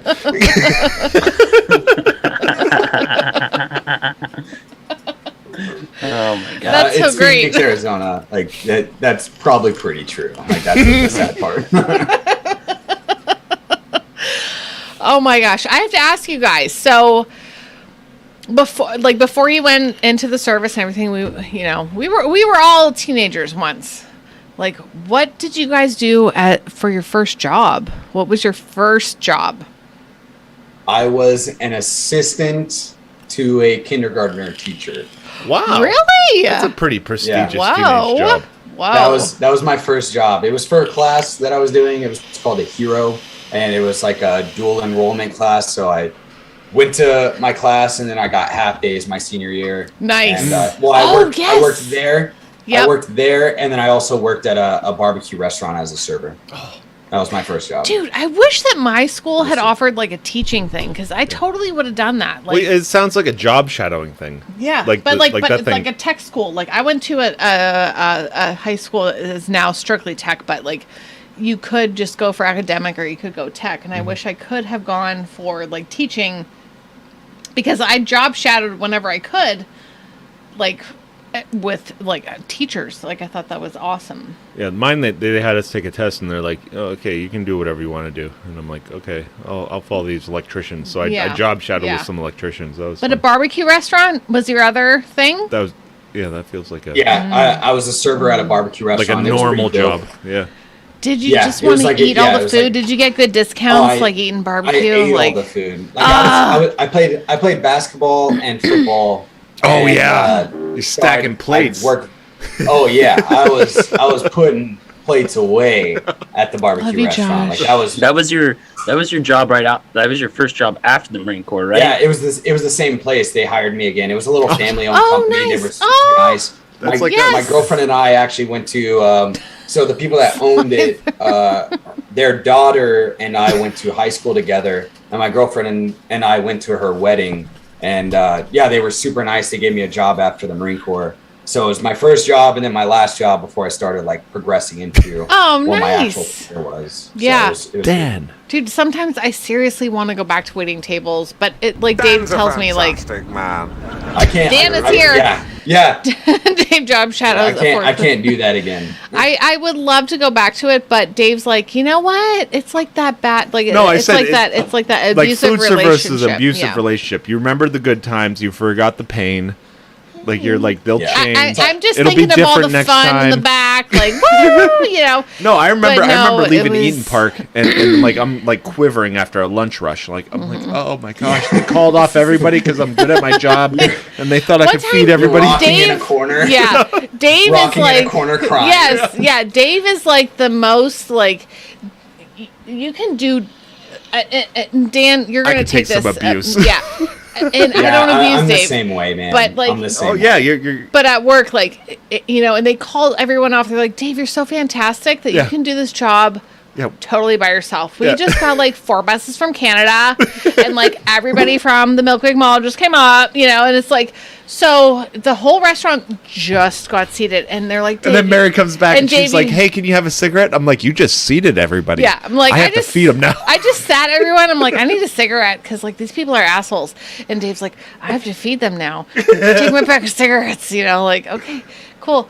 So, but like it's so he goes up to the window that Oh, was it's like next to to the the office. kitchen. Yeah, it's right by the kitchen, and it's this big window right by the manager's office, who's sitting there like just doing like paperwork and shit. Like, I'm just gonna sign this thing, and Dave's like, hey, and he just starts breaking dishes. He's like, one after All those people another, you called off? after How another. much did that cost? Yeah, and I'm like, hey. Like I'm like, John. I'm like, Dave's freaking out, man. Like, you gotta get in there because he's breaking. That's what I loved about restaurant jobs. But, like, it was Dave like it was doesn't also do that. like go ahead and fire me. Like Yeah. I'll find another But job. Dave is like a Yeah. really good fucking worker. Don't abuse him. That's the thing, But I feel like nowadays, what do you guys feel about the $15 minimum wage and all that shit? Like, I mean, I went to Panera Bread today. I'm going to say it. I love Panera. My kids wanted McDonald's. And I was like, y'all can eat McDonald's, but I'm going to eat some fucking Panera. But I was really bummed out.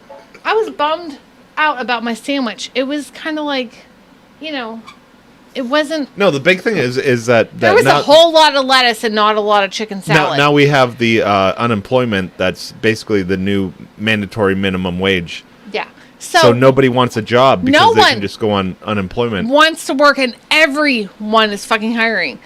Yeah. Can you tell me what places you around guys here think about that? Yeah, or how you feel about that? Sorry, I'm drunk. Yeah, by the way. There's a lot of places around here Thanks, Dan. that they all pretty much have help wanted signs. Yeah. And some local restaurants here, like they close certain hours in the day because they just don't have the staff to stay open all day. Mm-hmm. Little Caesars is doing that here. Yeah. Wow. I did not know that. Yeah. Little fucking crazy. Caesars. Like, dude, you guys are the Yeah. home of the hot and And- fucking ready. How can you just shut that's what's down? like so weird because it's like you're sitting here like looking around and you're like how does this whole like operation keep going? Like people aren't working, there's more people on or there's more jobs available than there is people on unemployment. So crazy. Like it's like everything's like ass backwards and it just doesn't make sense, and it's like how long can this keep going before something bad happens? Yeah. Yes. What do you think? What do you think is going to happen? Like let's add a little this? Marxism. And it's like, holy shit. Yeah. Yeah. I mean, Just a little bit. how do people Holy hit? shit. I know, right? Yeah. It's. I don't know with these like mandates coming down, and I mean I'm not sure exactly, but from what's being discussed, it seems like there's a lot of people that are going to resist these mandates, and with like already like businesses looking for employees and stuff, like I don't know, it just doesn't look like a very good sign. So when like Luke starts talking about economy collapsing, I'm like, well, I'm looking around and it just doesn't feel right. Yeah. Like Taco Bell was saying like $1,000 signing bonus. Signing bonus. Jason Booth saying Oh my McDonald's God. here, San Francisco, $18 an hour. Like I worked at my job for 20 years, and I'm barely above Amazon messages or ads when I'm playing solitaire. That's actually that's like Amazon's my- paying $15 an hour. Yeah. my first job was actually working at McDonald's. Ah! I worked there for 2 years. that. Yeah, we're a step in high above school. that. Yeah. Yes. Before I joined What the did you Marine Corps. do? When I What worked- did you do there? What was your job? Oh, I was a line cook. Yeah, and that's nice because you don't have to deal with the fucking customers. Yeah, no. I never had to deal with. No, but you have to deal with the waitresses. I mean the. Yes, I refuse to learn how The to waitress use the divas. machines. Like I refuse to learn how to like take orders and stuff. And even though it was pretty obvious, like it was all pictures, but I would just play Big Mac. dumb. I was like, I don't know what I'm doing. But, Oh, that looks like a Whopper. yeah, but when I worked Yeah. at McDonald's, I made Did you? $11 an hour, and now I think our McDonald's in my little town here was offering like 16 or 17 starting off. All right, so I want to ask you. They created a mandatory minimum. But Scarecrow Through Mary slowly unemployment. transformed back to classic Night Mary. Slither says that, okay, so They just- Scarecrow Mary slowly transformed back to Night Mary. Yes, I'm slowly transforming back to Night Mary. Night Mary is, in case you guys don't know, Night Mary is the version of Mary, me. You guys have hung out way too long. It's That gets too drunk and just wants to hang out and won't let everybody go home or sleep. We need to keep the show going. No, but tell me, what are your thoughts, honestly, on this increase? Like, okay, so you made X amount of dollars. Now, I mean, and I feel like it was kind of pre-COVID, but now it's extra where everyone's like pushing for this minimum wage increase. What do you think about that? Like, what do you really feel about What? that? Typo, what Well- you get paid here doing the same thing that you do in Southern Illinois? I get paid more here. So when I was in, I don't know how much exactly I was making. I don't remember, but I worked at a golf course in Arizona before I left, and I work at a golf course here. and I think I only make like $1 more, but that's not even because of the minimum wage. Just because I think there's no one else that could do what I do right now in the area. Yeah. But I don't know. I think they're raising, not even necessarily like they're being mandated from the government, which is partially true why the minimum wage is going up. But a lot of these corporations, they just need workers, and they can fork up a little bit more than small businesses can. So it's a lot more of an incentive that people on unemployment that won't go to work at like the small local businesses because they just can't afford to pay people much higher. So it's like these corporations can pay you more. And I think, honestly, if you look past these past 2 years, it's like an attack on small businesses. I mean, they're the ones that had to close down during the lockdowns. Yeah. So it's like we're moving, like, at least they're trying to like move us into this, instead of these local places that everyone's used to. Now everyone's supposed to have like a corporate job, and that's like the only job that's gonna, I mean, I don't know how bad an economic collapse will be, but the ones that are gonna make it out are probably gonna be the corporations as the one to get bailed out and everything. So it seems like it's almost like it's not, maybe not, if you look at it like a nefarious lens, it looks like they're trying to set us up to like only thing available is going to be corporate jobs, government jobs, and that's going to be left in what people are supposed to fight over or whatever. That's like when I go back and forth every day. I'm like, are they inept or are they fucking brilliant? What do you guys think about? We have that conversation all the time. I think that they are they both just retarded, like, or are they just fucking, like are they just masterminds? a stupid bureaucracy like the military, and just like ham-fisting their way through this, or is this all calculated?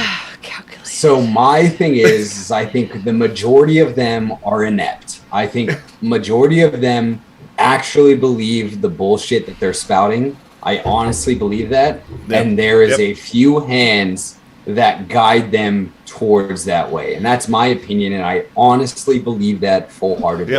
I think useless fools.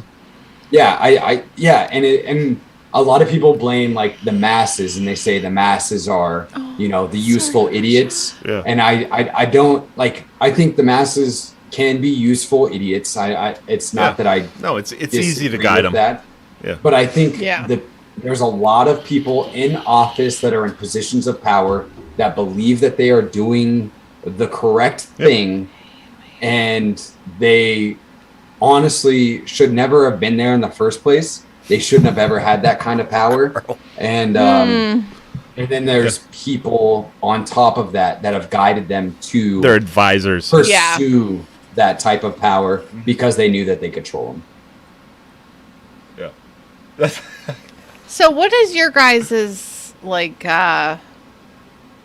utopia kind of vision? Like, what do you I just want people to leave me alone, man. Fuck yes. Oh my gosh, right?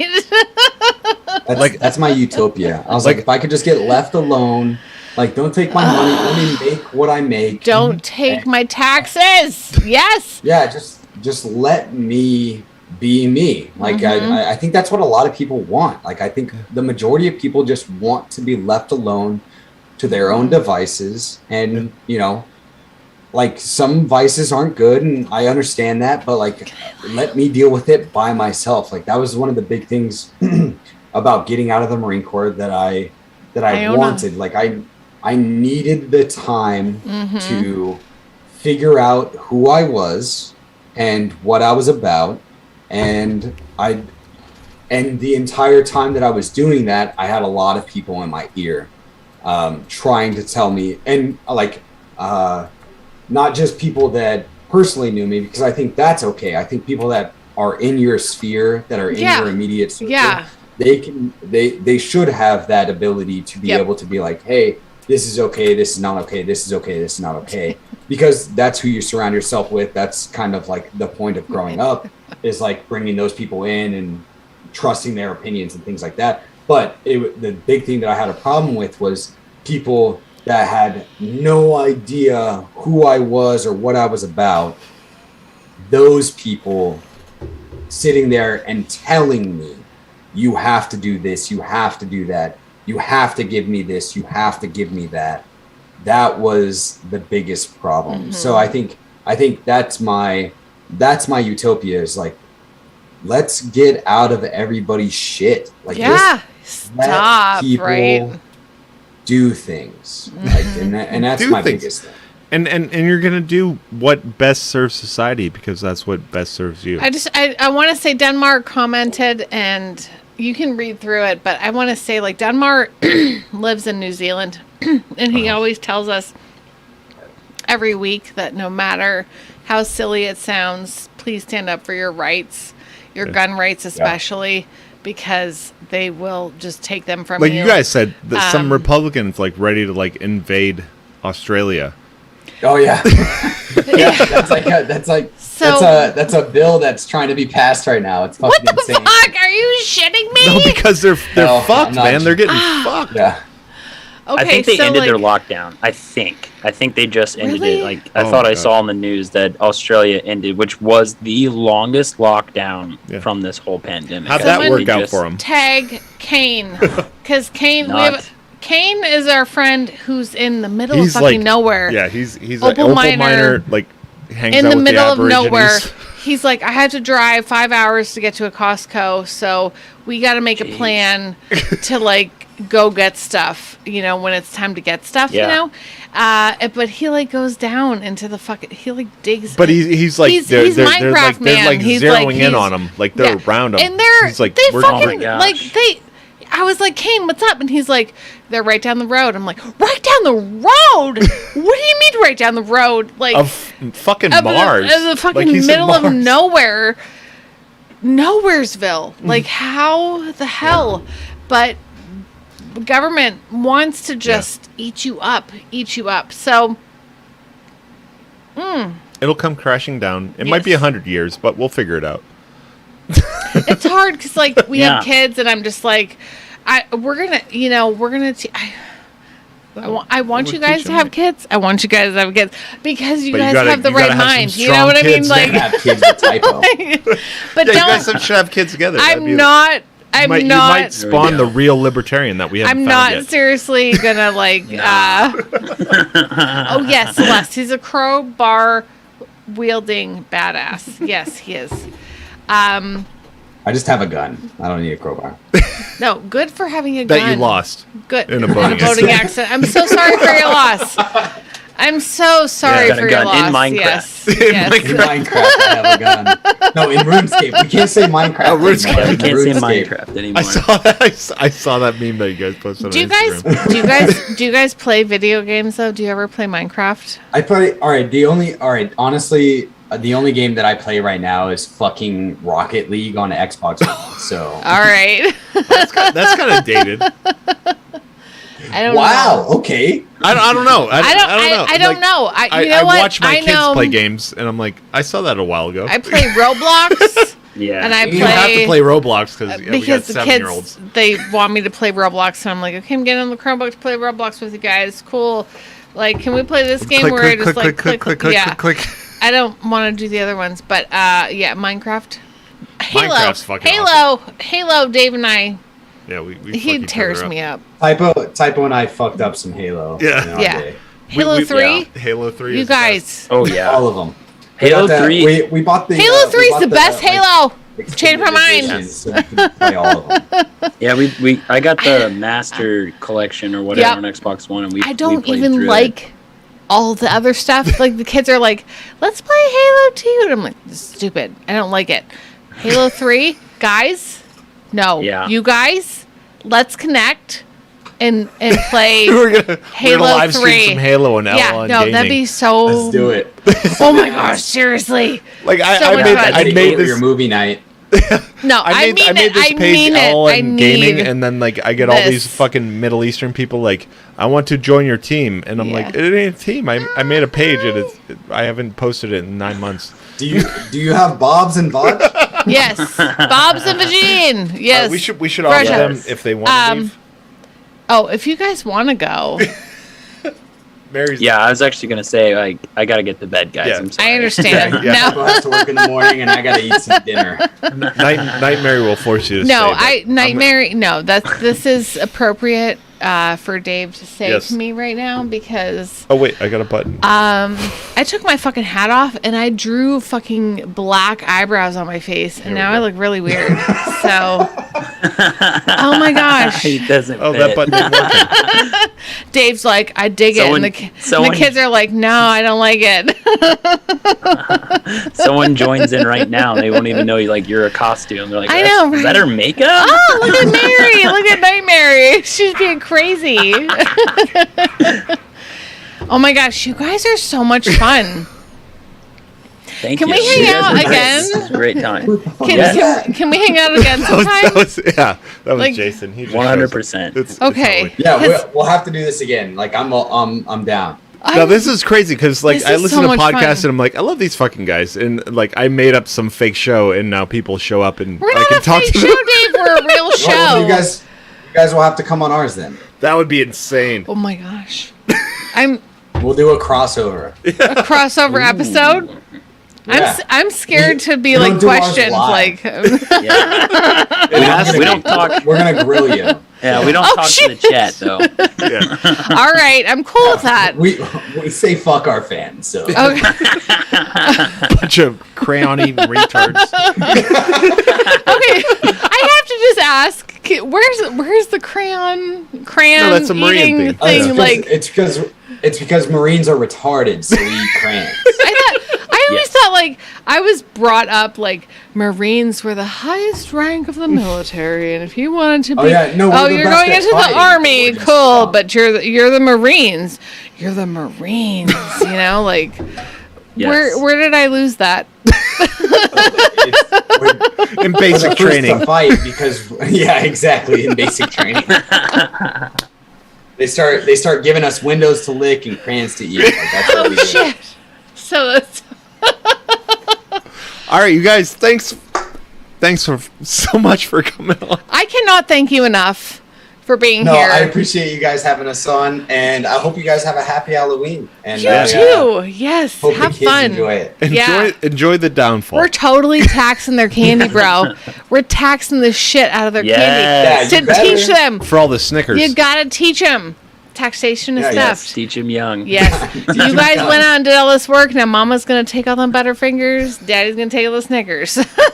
Oh, there's the the dog. dog. There's the dog. Oh, the dog. Oh, Luke. Oh. He goes out. Thanks for coming on, guys. Thank thanks, you. man. I appreciate you Thanks, guys. He's looking at his face. He's looking at his face. Yeah, Good night. she's all over me. Oh. I got my finger on the button. Sorry. Good night, guys. Thanks. I love it. I We'll love see you it. later. That was so much fun. I think maybe too much fun. Yeah, we took it a little too far. I might have. Like I might think be it was like- like 15 minutes. Like we gotta stop 15 minutes about it. About 15 minutes before on, here we go. we're too drunk to So keep all the going. people who are still watching, Oh my gosh. you're the real fucking fans.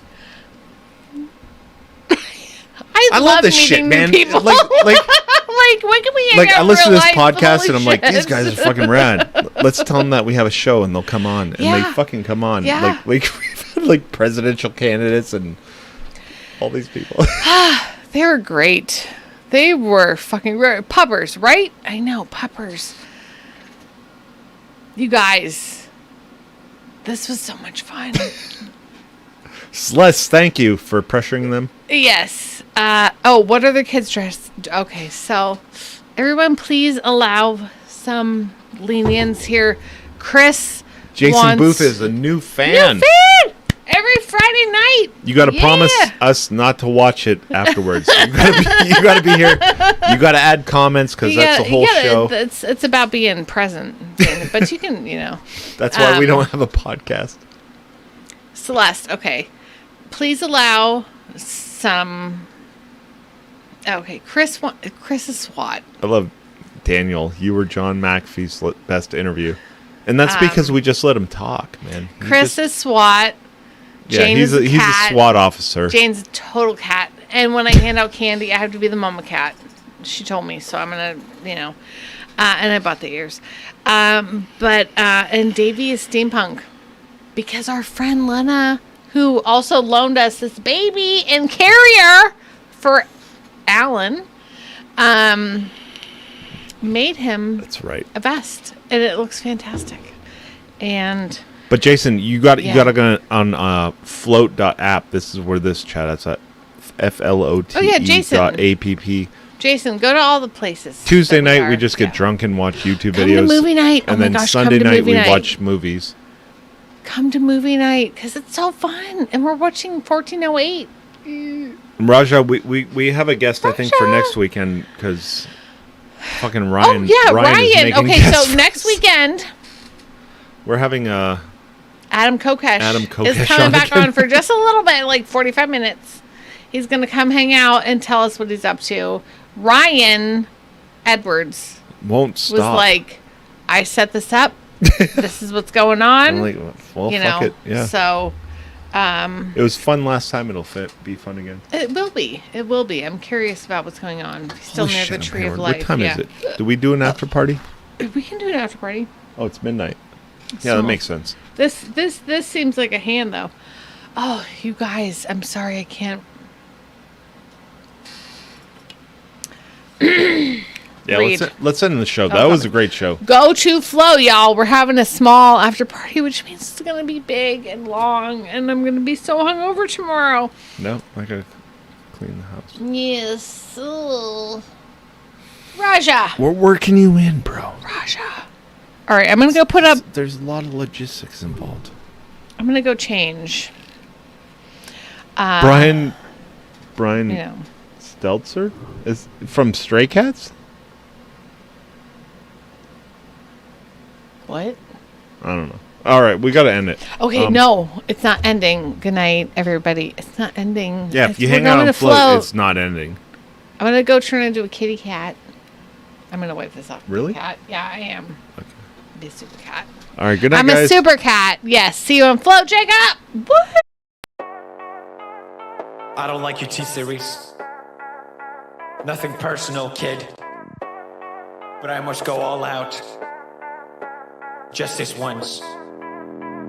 Bob's or Vagana, whichever will it be. Set the fuck down, T-Series. I'm here to spill the real tea. You tryna dethrone me from spot on number one, but you in the year you lose. So best think you haven't won. When I'm through with you, we're gonna be completely fucking done. Cause we only just begun. I review you. 0 vibe is gone. So come on, T-Series. Looking hungry for some drama. Here, let me serve you bitch lasagna. Bitch lasagna. Bitch lasagna. T-Series ain't nothing but a bitch lasagna. Bitch lasagna. Bitch lasagna. Look at T-Series, they just crying for their mama. Bitch lasagna. Bitch lasagna. T-Series ain't nothing but a bitch lasagna. Bitch lasagna. Bitch lasagna. T-Series just whip himself in their pajamas. So who the hell is Bob and why you wanna kiss him? Ew. I'm a blue-eyed white dragon while you're just dark magician. Oof. You got a fifth of the population in your nation, but I got 9-year-olds, the world's a whole, your defecation. Oops, Multipatlo, what the fuck is that even supposed to mean? Your language sounds like it come from a mumble rap community. No papa, yes papa, Johnny. Now download the sugar and let's throw this fucking party with some bitch lasagna, bitch lasagna. Look at these series, they just crying for their mama. Bitch lasagna, bitch lasagna. T-Series ain't nothing but a bitch lasagna. Bitch lasagna, bitch lasagna. Look at T-Series, they just wet in their pajama. Bitch lasagna, bitch lasagna. T-Series ain't nothing but a bitch lasagna. You